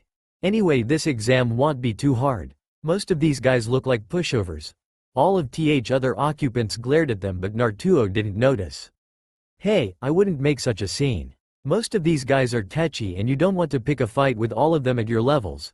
Naruto and the others turned to a silver-haired genin. What do you mean, friend? Is this not your first time? The genin shook his head with a smile. 7th. I have managed to gather information on most of the people taking it this time if you are interested. Naruto was about to decline when both Arashi and Kyuubi told him to find out what the man knew about him. It can't hurt. Naruto walked over to the genin. I didn't get your name. The silver-haired boy nodded. My name is Yakushi Kabuto, so who would you like information on? Naruto thought. Uzumaki Naruto, Gaara of the Desert and Rock Lee. Kabuto took out a deck of blank cards, picked out 3 and applied chakra. After they each stopped spinning, the information appeared on them. These are my nin info cards. When I applied chakra, they revealed the information stored on them. Naruto picked up the 3 cards and read them. He doesn't have much info on me. That's good. Hinata seems to be coming on nicely. He was about to give them back when Kyuubi interrupted. Naruto, this man smells of snakes. Ask to see the deck. Naruto asked and the silver-haired genin handed them to him, saying, it's good to see others that are interested in things like this. Naruto analyzed the cards. Kyuubi, didn't the guy that cursed you smell like snakes? Do they smell the same? Kyuubi took another sniff. This man smells of him, yes. Maybe they are working together. Not one to give the enemy an advantage. Naruto gave the cards back but quickly used a fire jutsu to burn the cards to ashes. A ninja should never let information about himself be known. Kabuto sat there fuming. That brat ruined my nin info cards. When Naruto turned back to see the room full of genin, he received glares. Not one to be intimidated, Naruto glared back with a huge amount of killer intent. If any of you want to die right here, then keep glaring. Everyone turned away. When the main proctor walked in, he introduced himself as Morino Ibiki. When each had taken their assigned seat, he gave out the rules and told them to start. Okay, from the rules and what I learned about previous tests, this is about information gathering without getting caught. Naruto closed his eyes and activated his twin dujutsu. Being able to see through his own eyelids was a little weird but useful in this situation. After finding the right answers from one of the genin that had them, he wrote them out with his eyes still closed, then used a subtle genjutsu to hide the answers and fell asleep. When he woke up, Naruto noticed Hinata look at his test without her Byakugan. Naruto-kun. You can look at my test if you want. Naruto smiled. Hinata is such a nice person. He opened his eyes and looked at her with his pale blue Sharingan. That's okay, Hinata-chan. Activate your Byakugan and you will see I am fine. Naruto used another genjutsu over the girl's eyes so nobody would notice the veins bulge. When Hinata looked at his test, she saw all of the answers and a genjutsu to stop people seeing it. Naruto-kun. Hinata nodded and answered her own test while others in the exam were caught and disqualified. After the first test and the second proctor flying in through the window, everyone met at the Forest of Death. After Anko gave her speech about the exam and the waiver forms, she noticed Naruto wasn't listening, so she took out a kunai and threw it at him. As it neared him, Naruto looked straight at her and tilted his head so it flew right past. As Anko appeared behind him, he had a kunai in each hand. One blocking the kunai Anko held at his throat and the other pointed at her chest. Naruto whispered, I would have thought you weren't one to underestimate people, Anko-chan. If that seal is giving you trouble, come find me after the exam. Hokage-sama will know where you can find me. After he finished, a grass nin appeared behind them holding Anko's kunai out to her by his long tongue. I believe this is yours. Anko smiled. I wouldn't sneak up on people. It doesn't make for a long life. The grass nin gave her the kunai. I am sorry. The bloodlust in the air and my beautiful hair getting damaged got me a little excited. Naruto thought for a moment after. Anko-san. I was wondering if you would mind training me after the exam. Anko nodded and disappeared back to where she was sitting. After you hand in your forms, you will be given a scroll. She held up a pair of scrolls. One with the kanji for earth, the other for heaven. You will have to defeat other teams until you get a full set, then you will enter the tower in the middle of the forest. After everyone had gotten their scrolls, they headed to their entrances. You have 5 days to get a full set of scrolls and reach the tower. A klaxon rang out and the doors opened. Let the second exam begin. Team 7 ran in like everyone else, but unlike everyone else, Naruto stopped. The reason Naruto stopped was a fox the size of an average horse jumped out of the bushes and sat in front of him wagging its tail. "I found you, Naruto-sama." Naruto looked shocked as one would think he would be, but Kyuubi reminded him of Kiba's bloodline. So he turned to the others. "Did either of you two understand that fox?" The others shook their heads. "Okay, so he is my partner now." Naruto smiled. "So I take it you're my new partner. Do you have a name?" The fox nodded. "My name is Fenrir. I am the elemental fox." Naruto nodded and the fox joined the group while they walked. After a while the fox turned its head to look at him. "There is a powerful enemy nearby. He smells of snakes." Naruto motioned for the others to stop before a huge gust of wind cast him from the path into a clearing far off. "Man, that hurt." Naruto got up just as a giant snake smashed into the clearing and swallowed him. Naruto's thoughts as he was swallowed were, "Oh shit, I really shouldn't have bothered getting up today." With the rest of Team 7, Sasuke tried fighting back against the grass nin, but it was no use. He could barely keep up with him even with his Sharingan active. "Ku, if this is all you have, you two will die soon, Sasuke-kun." When Sasuke landed on a branch, the grass Enin peeled back the skin of his face and the two genin froze with fear. "Why am I so afraid?" Sasuke tried to move, but the enemy nin said something and both he and Sakura saw themselves die. Was that real? No, that was just intent to kill. Sasuke was still trying anything to move while Sakura was too scared to move. "This is stupid, I'm too scared even to move." Even Sasuke-kun is afraid of this guy. Just as the pale nin summoned another giant snake, he lunged at Sasuke ready to kill him. A few moments ago with Naruto.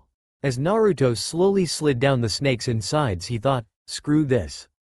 Making the sign, Naruto created enough cage bunshin to make the snake explode. When Naruto landed on the ground covered in snake guts, he shook with revulsion. Okay, note to self. No more getting eaten by big fuck-off snakes. Naruto heard the fighting back the way he came and felt an evil chakra, so he ran back that way to see another snake that was about to eat Sasuke. Oh hell. Naruto called for Kyuubi's chakra and jumped in front of the snake and stabbed it with his fox sword in one hand and a copy of it in the other. "What's wrong, scaredy cat?" Naruto looked at Sasuke and the fear left him. The Dobi is right. I am an Avenger, I shouldn't let this freak scare me. Sasuke shook his head and smirked. "Took your time, Dobi." Naruto snarled and spun, slicing the mouth of the snake and startling Sakura back to normal. Sasuke almost blacked out from exhaustion. The nin managed to grab Naruto. "The Kyuubi brat. This ought to stop you interfering." He pulled up Naruto's top to reveal the seal. Using snakes to hold him, the nin went through seals that Naruto copied with his bloodlines, but before he hit Naruto with the 5-point seal, Naruto got out of the hold and jumped over the nin while stepping on his head. From that touch he read the memories and abilities from him. "Orochimaru. I will not let you have Sasuke." If Orochimaru was shocked, Naruto knew his name. He didn't show it. The nin made some seals and his neck elongated as he shot his head out and bit Sasuke on the neck, leaving a black seal. "We will meet again, Naruto-kun. Sasuke-kun will come to me for power." He fled before the others could do anything. "Shit," Naruto thought as Sakura caught Sasuke as he fell from the branch. "Naruto, something is wrong with Sasuke-kun." Sakura was looking at the seal. Naruto looked and saw a cursed seal, but one he didn't recognize. "Shit, now I have to research this one." Naruto told Sakura to pick the boy up. They needed to get to some place safer. When they got there, Naruto passed out from using Kyuubi's chakra so quickly. While he was asleep, Sasuke screamed in pain. The cursed seal trying to corrupt him. In the woods surrounding them, 3 figures stood. Orochimaru said they would be easy targets now. Dosu motioned for the others to attack. Naruto woke up to see Sakura in front of the entrance to where they were sleeping, holding a kunai and gasping for breath. Something must be happening. Naruto knew he couldn't draw on Kyuubi's chakra for a while, but his own huge reserves were back to full. Groovy. Naruto walked up to Sakura and placed his hand on her shoulder. "It's okay, Sakura-chan, I will take care of them. Make sure Sasuke is okay and rest up." Happy to do so, she let Naruto pass and checked on the other member of their team. Naruto looked from one sound nin to the other. One was covered with bandages with some kind of device on his arm. The other had implants on his hands, and the third was a female. She's pretty, but from Orochimaru's memories she works for him. Maybe if I use that seal on her I can change that. Kyuubi spoke up, "What are you planning, Kit?" Naruto didn't answer but ran at inhuman speeds until he reached her, then flipped. While placing a seal on the back of her neck, he used the other hand to throw a kunai at the bandage's sound nin, hitting the device on his arm. Having his weapon damaged pissed the sound nin off greatly, so he shouted to his other teammate, "Zaku, get that brat."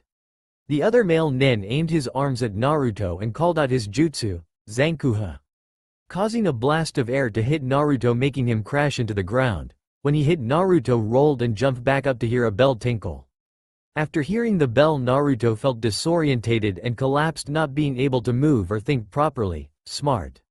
Before the sound nin could finish him off, they felt an immense feeling of dark chakra. When they turned in its direction, they saw their target standing in front of the kunoichi. Sasuke stood in the clearing with black flame tattoo running along the left side of his body. Turning back, he saw Sakura. "Who did this to you?" Sakura shuddered as she pointed to the sound nin.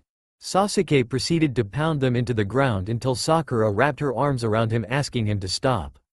As the black flames receded, the last standing sound nin picked up her teammates after throwing their earth scroll to Sakura. "Just let us leave."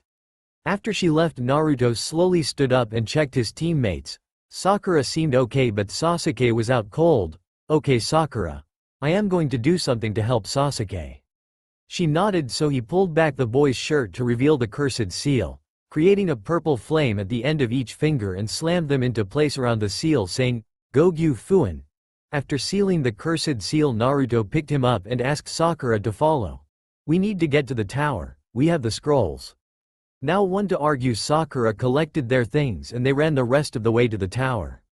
When they got inside, Naruto put Sasuke down and pulled out the two scrolls. He handed one to Sakura and they both opened them. As smoke started billowing out, they both dropped the scrolls together and stepped back. When the smoke cleared, Iruka stood there smiling. "Well done, you three." He noticed Sasuke out cold on the floor. "What happened?" Naruto waved the question off. "We can talk about that later. I need you to tell Hokage-sama that Orochimaru is in Konoha." Iruka was shocked. They met the snake Sennin and lived, but nodded, and after picking Sasuke up they all went in. After Naruto had left Sakura and Iruka to look after Sasuke, he went to eat and rest. When he found the bathroom, he took a long shower, letting the tension from the last couple of hours melt away. "We got here in less than 12 hours. Guess that means a few days to train and rest up." Smiling, he took a scroll from his pouch and summoned a rack of clothing. "I am so glad Q-chan gave me this thing." In her cell, Kyuubi actually blushed. "When did he start calling me that?" When he got back, he saw Kakashi and the Hokage talking. When they noticed him, they called him over. "Naruto, first of all, I want to congratulate you on getting through the second part of the exam, but I also want to ask what has happened." Sarutobi took out his pipe as he just knew this was going to be troublesome. Naruto explained everything from the snake eating him to sealing the cursed mark. "So now Sasuke has a cursed seal that I may be able to remove, but I need to do some research on it. I know from his memories that Orochimaru is going to try and kill you while disguising himself as the case cage, and sound and sand will invade during the exam. If we stop the exam, he will attack now, so we have to carry on to have time to set up a defense." The two older men were shocked at the news and the information Naruto had on what was going to happen. "Okay, so we carry on with the exam. Kakashi, keep your eye on Sasuke. If he shows signs of the seal breaking, stop him and he will be disqualified. Naruto, train until the exam starts, then help protect the village." Both Kakashi and Naruto nodded and all three left to prepare. By the end of the 5 days, 7 teams had arrived at the tower and they all stood in an arena with the Hokage seated on the second floor. After giving a speech about anyone wanting to leave and Kabuto quitting, Gekko Hayate pointed to the board overhead. "Okay. As there are so many teams here, we need to have a preliminary. As you know, there are many important people coming to view the third exam and they only have a certain amount of time, so it has to be short. The board will show the matchups." The names flashed over the board. The first names to come up were Sasuke Uchiha versus Akadu Yoroi. With his ability to use chakra and his Sharingan intact, Sasuke made quick work of his opponent using the Shishi Renden and moves copied from Lee, rather than using too many ninjutsu, as he didn't want to reveal his moves this early. The next match was between Shino and Zaku. Naruto recognized Shino's opponent as the sound nin from the clearing. Shino should be safe. Things turned out as he expected, with Shino beating him easily. The third match was between Kankuro and another sound spy, Masumi. The match was tough but Kankuro won while the fourth match was a draw between Ino and Sakura, both being knocked out. During the match Teruto walked over to the Hokage. Hokage-sama, I would ask a favor of you. I may interrupt a match if it is with one of my friends, if the match is over and the other is still attacking or about to use a move that may kill them. Please do not stop me. Sarutobi nodded as Naruto walked back to watch the end of the match. The fifth match was between Temari and Tenten. The match from the Junin's point of view looked very one-sided as Temari blew Tenten's weapons away with her fan and wind attacks. As Tenten began to fall, Temari held her fan out in her path. Seeing Tenten was out cold and knowing landing on the fan would break her back, Naruto disappeared from where he was standing and caught Tenten while standing on the fan. The match is over. That was uncalled for and you know it now, back off. Not waiting to hear her excuse, he jumped down and handed Tenten to the medic Nen. Unexpectedly from the touch, Naruto found out she had a dormant bloodline that he now acquired, the inner weapon. Checking, he found out it created any weapon the user knew instantly when they needed it. For instance, they could make a shield of kunai or countless swords to use. Damn. Now I know why I have no other family. They were most likely killed off before they got too powerful, after jumping back up to the second floor. The next fight was Shikamaru vs Kin. Shikamaru managed to beat her while not leaving her too harmed. He is a lazy bum most of the time, but I guess he is just smart. The next match was Naruto vs Kiba. Before walking down to join his opponent, Hinata walked over to him. Here. Naruto-kun, I want you to have this. She handed him a jar of medical cream. Did she make this? He took a sniff and could tell it was well made and very strong. Good job, Hinata-chan. You would make a great medic. When he got to the arena, Kiba chuckled. Just my luck, an easy match. He spent a few minutes like this until he noticed Naruto was daydreaming. Oidobi. The match is about to start. Naruto zoned back in as Gekko Hayate called for the match to begin. Naruto nodded but didn't move. Kiba. I will win this match and not even have to move from this spot. This really pissed Kiba off, so after changing Akamaru into a beast version, Ho himself and Kiba changing into a more bestial form, they called out their attack. Gatsuga. Both began spinning and jumped at Naruto only to have him backhand the two. You will have to do better, Kiba. If that is all you have, I won't even break a sweat. Kiba was shaking with rage. This is the dead last. I can't lose to him. Trying again, he flew at Naruto. When he was a foot from him, black sand spilled out from the now visible seal on his back and cocooned the two. Examiner, this match is over. Kiba cannot get out of the sand and I could kill him with a thought. Hayate shakily nodded and the sand trickled back into the seal, leaving Kiba shaking and Naruto walking back up to the second level. How did he do that? He beat me so easily, and how did he do that with the sand? When the next match was called, a few people gasped. Hyuga Hinata vs Hyuga Neji. Naruto knew this would not end well. As they walked down the stairs, Neji told Hinata to give up, that there was no way for her to win. When they got to the arena, Hinata was visible, doubting herself. Maybe he is right, I am still too weak. Naruto shouted down to her, seeing Neji having an affect on her. Don't listen to him, Hinata-chan. Wipe that creepy smirk of his face. Hinata smiled up at him. He is right. I can do this. During the fight, Hinata looked like she was winning until Neji turned the tables, quickly closing her tenketsu until she collapsed on the ground. During the match, as Neji beat Hinata, Naruto gripped onto the rail and slowly started growling as Neji went through his speech about fate and how weak she was. During the Endir match, everyone that wasn't intent on the fight could hear a storm brewing outside and felt the anger behind it. When Hinata got up, Neji lost control and kept beating her until Hinata coughed up some blood and began to fall backwards. Seeing this, Naruto let out a roar and appeared behind her via a bolt of lightning. After catching the poor girl, he turned storm-clouded eyes towards Neji.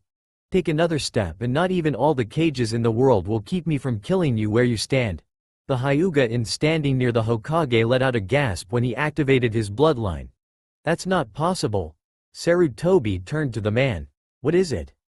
The Hyuga in question turned a pale face towards the Hokage. That boy is showing power that would make a cage look like a first-year academy student.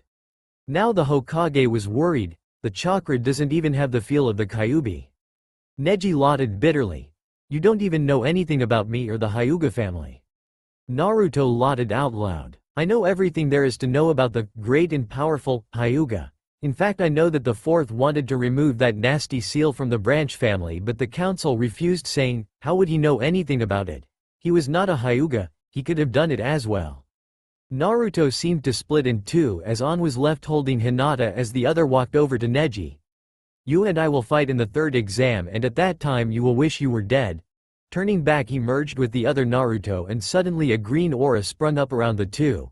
As he called out the jutsu, the aura sank into Hinata, healing her completely. Healing art. Restoration aura. As the aura vanished, Naruto handed her over to the medic. She is just out cold. She will come round soon, but keep her from doing anything for few days. The medic nodded, so he turned back to Neji. Remember this, Hyuga Neji. Try something like that again and you're a dead man. Not waiting for a response, he walked off. Those that looked noticed that where Naruto had been gripping the rail, the metal had melted away. The next fight between Rock Lee and Gaara ended with a painful truth for Lee. With his arm, leg and back broken by Gaara, his career as a shinobi was over. The last match was between Choji and Dosu. Though he tried his best, Choji lost. After their match, the genin learned the matchups for the final exam. As Naruto and the rest of Group 7 walked back to their homes for a rest, he thought back to his first day of training in the tower. He had been punching a target post for the past 30 minutes when everything around him had gone dark. All he could see was himself until a semi-circle desk appeared in front of him with what could only be described as a council around it. The member in the center stood. Naruto, we are the Uzumaki Clan Council. It is our job to test an Uzumaki clan's men when they reach a certain level. Our bloodline allows us to gain untold power, but we learned long ago that unless each member is tested, they can grow out of control. He paused as though recalling a painful memory. So it became our job to test you when you receive a certain amount of power in any other way than training for it. It has been decided it is time to test you. For the next 5 years here you will be returned to the power you would now be. Anything you have done with the power you have that would increase your strength will be left with you thou. Naruto nodded as his father had warned him this might happen and who they each were. Yes sir. The female member next to him stood next. The training you do here will earn you back the power from those without bloodlines. When we deem you ready you will fight those who have bloodlines, and if you defeat them you will gain the right to use their power here and in the real world. She sat while the elderly male the other side of the first stood. The time you spend here will be the 5 days until the preliminary exam in the real world, so you won't have to worry about that. You are allowed to ask any of us to help you train, but we will not teach you jutsu. Those you are allowed to create on your own. The female next to the first stood up as the elderly man sat. Any weapons you make here will be put into summoning scrolls and will be with you when you return, and anybody that looks into the training room in the real world will only see you training or asleep but will not try to wake you. She sat. Head member spoke once more. Naruto, if you do not win against an opponent you will fight them again if we believe you will not misuse the power you are given. And with that the council disappeared to be replaced by a training ground with a pool, forge and a house to live in. When he walked to the training ground he heard a ghostly voice. Thou you will not age as you would in 5 years, you will still need to eat as you normally would to regain your strength. Nodding he stepped up to a practice post and got into an offensive stance. As he punched the post he felt weaker that he was but still have large chakra reserves and stamina. It's good to know I can still go for longer than normal. After practicing his hand-to-hand speed Naruto dug out his taijutsu scrolls. Guess it would be a good idea to improve now I have time. After making a clone he had it check his stance with the scrolls to make sure he had it right. Not getting very far he contacted the council and asked if they could help improve his taijutsu skills. A young-looking member appeared and asked him to take his stance. After correcting him in places the two began to spar. The council member continued to correct him on his moves while not holding back, so Naruto would have to remember the new move stance while blocking a blow. This went on until Naruto could hardly keep up and they stopped. Thank you sensei. Naruto bowed and the other male left. Man, I am beat. After a thought Naruto went into the house and found swimming gear and after putting it on sat in the hot tub to soothe his muscles. After I get some energy back I think I would like to work on a new weapon. After soaking then eating he fell asleep until waking at what the clock said was 7 a.m. Guess they do have days here. Guess I better get practicing. When he got to the forge he found more materials than he could ever use. This is going to be great. After experimenting with ideas for many hours Naruto finally decided on a weapon design. Wanting to find something out, he called his sensei. When the man appeared, he asked, "If I am not allowed to use the power I gained, would I be allowed to use what I gained from each person to make weapons for them?" The member disappeared only to reappear a few minutes later. "The other council members and I have decided you may, but you may not use it at any other time. As these are gifts, we will allow it." Grinning, Naruto bowed to him and turned back to his work. "Now I have the time to do it, these will be great." Naruto pulled some metal to him from the pile. He started work while infusing enough chakra into it as his father had told him. Many hours of hard work in a hot forge later, Naruto quenched his work. "This will be perfect." In his hands, Naruto held two short swords. If somebody looked close enough, they would see the swords were in inch sections. "These will be perfect for Hinata. With her skills and from what I received from her mind, a jutsu she is designing would carry over to this." Finishing, he laid down the swords and began to draw the power he had gained from her to the surface. Once he had it, he pushed it into the weapons. "I will regenerate it when I rest, so it will still be a part of me." When he was finished, the weapons were glowing from within. Calling once more, his sensei arrived and took the weapons. "When they are sealed, please write the name Hinata on it and seal it so only she can open it." He nodded and left. Then for the next few months, Naruto trained mind and body and practiced weapon making the hard way, without his bloodline, until he was happy with the results. As he trained, his speed and strength returned as a steady trickle. With heavy training, he reclaimed more power until one day his sensei appeared before him. "Naruto, it is time to fight for a bloodline. The first will be Inuzuka. Your friend Kiba will be your opponent." Bowing, he left to be replaced by Kiba. "I will win, Naruto." The two got into their stances and attacked. Kiba used his beast human clone, then jumped into Suga, piercing Fang, while Naruto jumped out of the way and performed Kage Bunshin to create 5 clones. "Okay guys, you know what to do." He had spent some time with his father and Kyuubi developing a new move, but it needed to be used with Kage Bunshin. Each of the clones stood around him with equal distance from him and each other, took off their weights and started running around him, gathering wind and chakra to hold it together. As the clones started running faster and faster, the wind built up until the original Naruto was standing within a tornado. "This is the end." Kiba. Using all of his chakra, he controlled the twister until it smashed into Kiba, slamming him into a wall with enough force to shatter bones. As the clones stopped and poofed out of existence, Naruto collapsed to one knee. Maybe that was a little overkill. After a moment, the council members appeared. "Well done, Naruto. You are now granted the Inuzuka bloodline and Kiba's strength." Naruto nodded and felt Kiba's chakra re-enter him and take its place. "That feels much better." The next day, Naruto woke with an idea for Kiba's gift. As he already has weapons, I think armor would be better. Getting to work, he infused the work with his chakra as he worked. As the hours wore on, he finally quenched his work. "This will work nicely." What sat on the workbench was a wolf helm.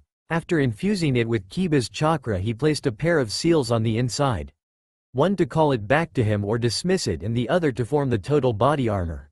Leaving it there, Naruto went out to practice his taijutsu and chakra control after instructions from his father on water walking on the pool. After using his Kage Bunshin to research clones, he discovered it was possible to make them solid enough to be used as a training partner, or after tweaking they will still disappear after one hit but had 100% of his strength. They take near perfect control, and constantly sending chakra to them will be a problem, but if I could sew it. Trying it out, Naruto managed to make an Advanced Shadow clone. This type could fight at his level.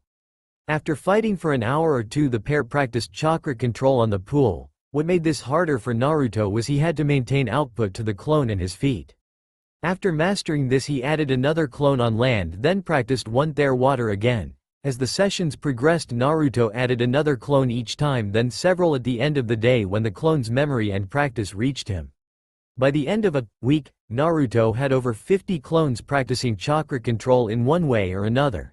Deciding to check his progress, he cancelled the clones one at a time and processed the info. Whoa!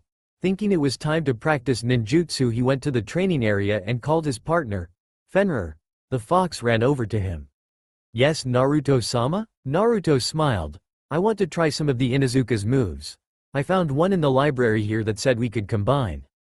Fenrir nodded, so Naruto formed the seals and called out the jutsu, combining the two. When the smoke cleared, Naruto stood in his combat form. "What the heck? I sealed this ability, and where is Fenrir?" Naruto heard partner's voice in his head, Naruto-sama. When you sealed this ability then received the Inuzuka bloodline, it was decided your combat form would be transformed into your partner. Naruto was mystified, so you're my ability, when did all this happen? Fenrir smiled, as much as a fox in your mind can. Kyuubi-sama did it. She thought you would need the strength, and as you needed a partner it seemed like the perfect choice. Because I was made from you, I have all of the abilities and elemental affinity you do, that is why I am called the elemental fox. As you gain new power from others you gain their elemental affinity with it, so with all of that elemental power you need to learn to use it. Your affinity to the elements is so strong you could very well directly use them. The drawback to that, you can't use chakra when directly controlling the elements, but your jutsu would be powered up when you use them. Naruto jumped and shouted, "Yata!" But thought for a moment, so I have to learn to use and control them now? The two friends separated so they could face each other. Yes, Naruto-sama. I will teach you how to access the elements and use them. This will not be like chakra control. The fox growled as it turned into a fox form, standing on its hind legs. To start with, you will only be able to access the elements when you are in the right mood. Your emotions determine what you can use to begin with. Water is tranquil, fire is passion, earth is steadfast determination, air is relaxed, and lightning is cold rage. Lightning is the hardest to learn, as the only time you will feel that way you will not be in a mood for control. Learning the others will help with the last. Naruto nodded after each point. So which will I learn first? Over the next 6 months Naruto learned to control the elements to the best of his ability. At the end of that time the main council member appeared. Naruto, your next match has been decided. You will be fighting the Aburame, Shino. The council member disappeared to be replaced by Shino. Good evening Naruto-san. I hope you are ready. From his memories Naruto knew his opponent fought using his bugs with little hand-to-hand combat, so the way to defeat him would be destroy the bugs. After getting into their stances Shino sent out a swarm of his bugs ready to drain Naruto of his chakra. The blonde managed to dodge the swarm and ran at Shino trying to knock him out. As he got close the swarm came back to protect him. Hell. I guess I will have to destroy them after all. Naruto jumped back and fired a jutsu at the bugs. Fire release, Grand Fireball. When it hit, the bugs tried to defend Shino but failed, and they and their master were consumed by the flame. When the fight was over Naruto received Shino's chakra and bloodline. I think I should seal this here as I don't need it right now. Naruto rolled up his sleeve and placed the seal for the bug bloodline on his arm. For the rest of the time until the 3-year mark Naruto spent his time training and practicing until he could balance on a kunai for hours and make outstanding weapons. In that time he defeated Haku, Hinata and Sasuke. Beating that Teme was sweet. I'm sorry I had to beat Haku-chan and Hinata-chan. I am glad this is just a test and won't affect them. Naruto had managed to master the earth and air elements to the point that he could call on them at any time without needing to be in the right mood. Fire and water were coming along, but lightning would be a problem. Fenrir joined him in training and helping him in weapons making. The fox heated the metal with foxfire while he hammered, infusing his work with his chakra and the elements. The final products of their work would make weapons masters proud. As he worked on his latest project he had a revelation. I can infuse the Sharingan ability into the weapon so it can copy abilities of other swords. It is used August. Using Sasuke's chakra he infused the bloodline and chakra into the blade. It turned the hand guard blood red with the Sharingan at the center and on the pummel. This would be perfect for the Teme. If he ever gets his head out of his ass I might even give it to him. Flicking his hands through seals he placed his hand on the flat of the blade and saw a seal appear. Now the only one that can use it will be someone with a pure heart and sound mind. Knowing that would keep the Uchiha Avenger from using it if he goes off the deep end, Naruto placed it on the bench with the others' gifts. Making Haku's weapon was a problem. She used Senbon needles but had no hand-to-hand weapon. I could make her a sword, but what would suit her style or ability? Naruto thought for a while, then lauded out loud. I know exactly what to make her. Naruto went outside away from the heat of the furnace, taking his hammer with him. Standing perfectly still he called Haku's bloodline and chakra into a physical manifestation. As it appeared he shaped it with his hammer until it was in the form of a sword, using his chakra to hold it in place and harden it until it was as strong and sharp as he could make it. This thing is going to kick ass. Maybe I shouldn't give it to her yet.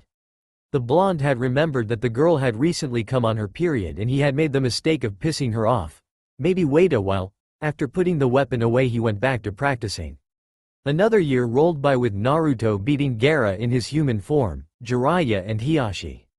They were battles to remember. Who knew those old farts could fight like demons?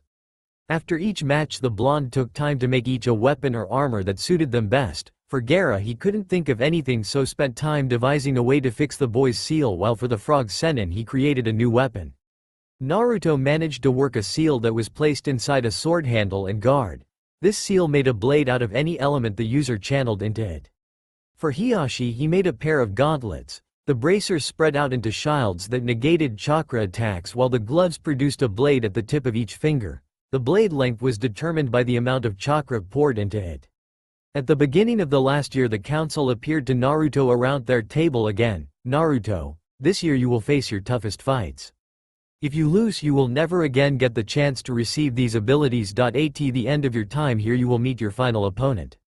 During the first month of the last year of Naruto's test his body was sitting in the chair in the study while he was talking with Kyuubi and his father. I'm kinda worried about these last fights. My element manipulation is great but I need to find a way to use it more effectively and I need to find a better way to train. Kyuubi was currently sitting in a chair she had Naruto make for her as a way to see if he could change their surroundings in any way. Well, you could always use the elements in a form of taijutsu, but I don't know any that they would suit best. And as for the training, your clones do make it faster, but the constant drain on your chakra is a problem. Arashi had been thinking through the exchange. With all of the people's memories and skills he has now, maybe. He snapped his fingers. Naruto. I have a brilliant idea. Why not use the idea behind shadow clones and your accumulated skills to create exact copies? Think about it. Each person you touched has their own template, so why not use it to split yourself? You could leave a clone doing whatever it needs to do and go off and do something else. Naruto had no idea what the old Hokage was talking about but thought he had the gist. So however many people I have touched I can make that many full clones, but instead of them disappearing I have to merge with them. Naruto focused for a moment and stepped forwards. Standing in the spot he had just left was an exact copy of Naruto. It saluted Naruto, then the blonde stepped back and joined with the clone again while receiving its few moments of experiences like a normal Kage Bunshin. Okay, that was cool, it didn't even use much chakra. Naruto was smiling while the other two had their mouths hanging open. Wow. And all of the people he has touched he could make an absolute army of shadow clones. After thanking the two, Naruto woke up in his chair and went to the training ground. After walking into the center Naruto created 7 full clones. Okay. All of you make as many Kage Bunshin as you can. 5 of you use the taijutsu information. We have to develop a style for each of the elements. The other 2 will work on new jutsu while I work on physical strength and conditioning. Each of the clones took a different space and practiced with their Kage Bunshin while Naruto walked to the dojo. When he got to the practice targets he looked at his weights. I wonder what these are on now. I put them on years ago and they increase when my body gets used to them. After channeling chakra into the bands to show how much they weighed, holy shit. The bands weighed several thousand pounds. What the fuck, I can't have had them on that long. Dispelling the jutsu on the weights, Naruto suddenly felt like he was lighter than air. Coming back to the present, Naruto is once again in Team 7 training grounds with his teammates. Kakashi had already told them that he would be training Sasuke for the exam and Sakura would have her own tutor, basically leaving Naruto out in the cold. Kakashi, I would like a word with you. Can we take a walk for a moment?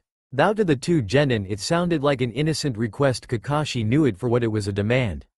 After walking off a little way the short blonde turned and faced his sensei, only to suddenly send him slamming into a tree nearby with a powerful hit to the stomach. What the hell do you think you are playing at? You are favoring that brat Sasuke because he is the last connection to Obito you have except for your eye. Kakashi was shocked, not only for the punch but the rage that radiated off of the blonde was staggering. I am your sensei Naruto, what I decide to do. He didn't have a chance to finish as Naruto punched him in the side of the face, sending him flying. His voice slowly changing, Naruto turned to the silver-haired Chunin. You disappoint me, Kakashi. I thought I taught you better than that.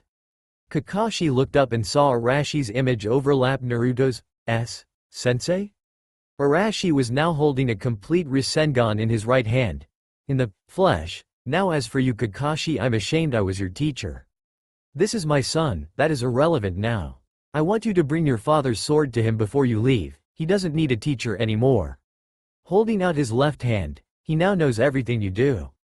Combining the Rasengan with Kakashi's signature jutsu the Chidori, he made a new lightning Rasengan. Tell Sarutobi-sensei to prepare, he has a month to train.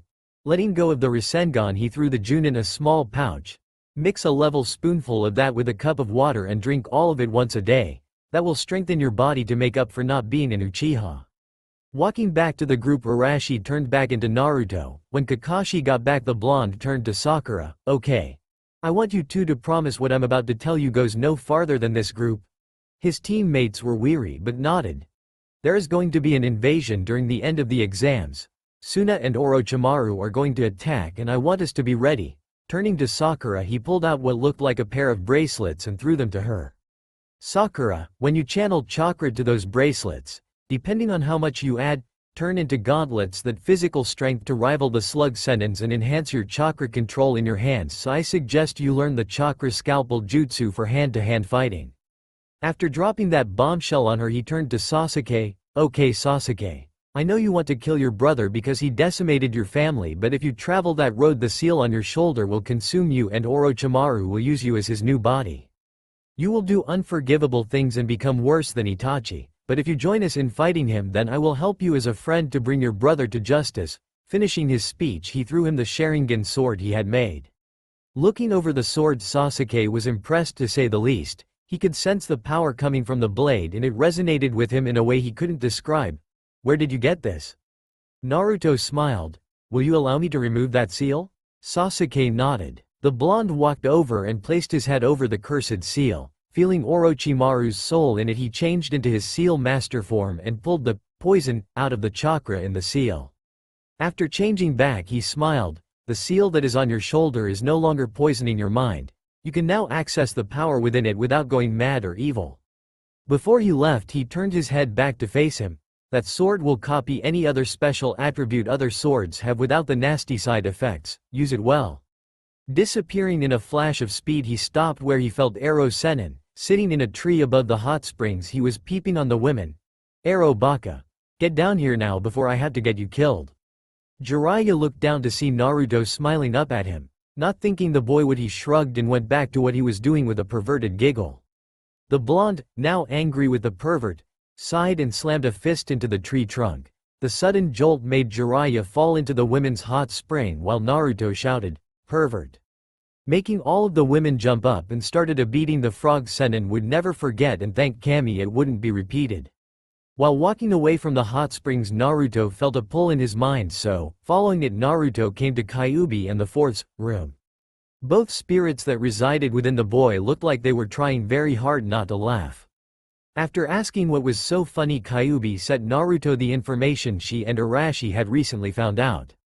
Outside of the blonde's mind, all over Konoha people could hear his laughter. You have got to be shitting me. The other two shook their heads while howling and holding their sides. What Naruto had just found out was that while he was causing the perverted hermits beating, his two tenants were looking over his bloodlines for the first time, and what they found was what caused them to laugh so much. The Byakugan, it seemed, did have another level to it, but there were conditions to its release. The conditions were that you had to be kind, selfless, and be willing to protect others with no thought for yourself. The only Hyuga that anyone knew that was all of those things was Hinata. Every other member of the family thought she was weak because of her personality, but in truth that was what made her stronger than any of them.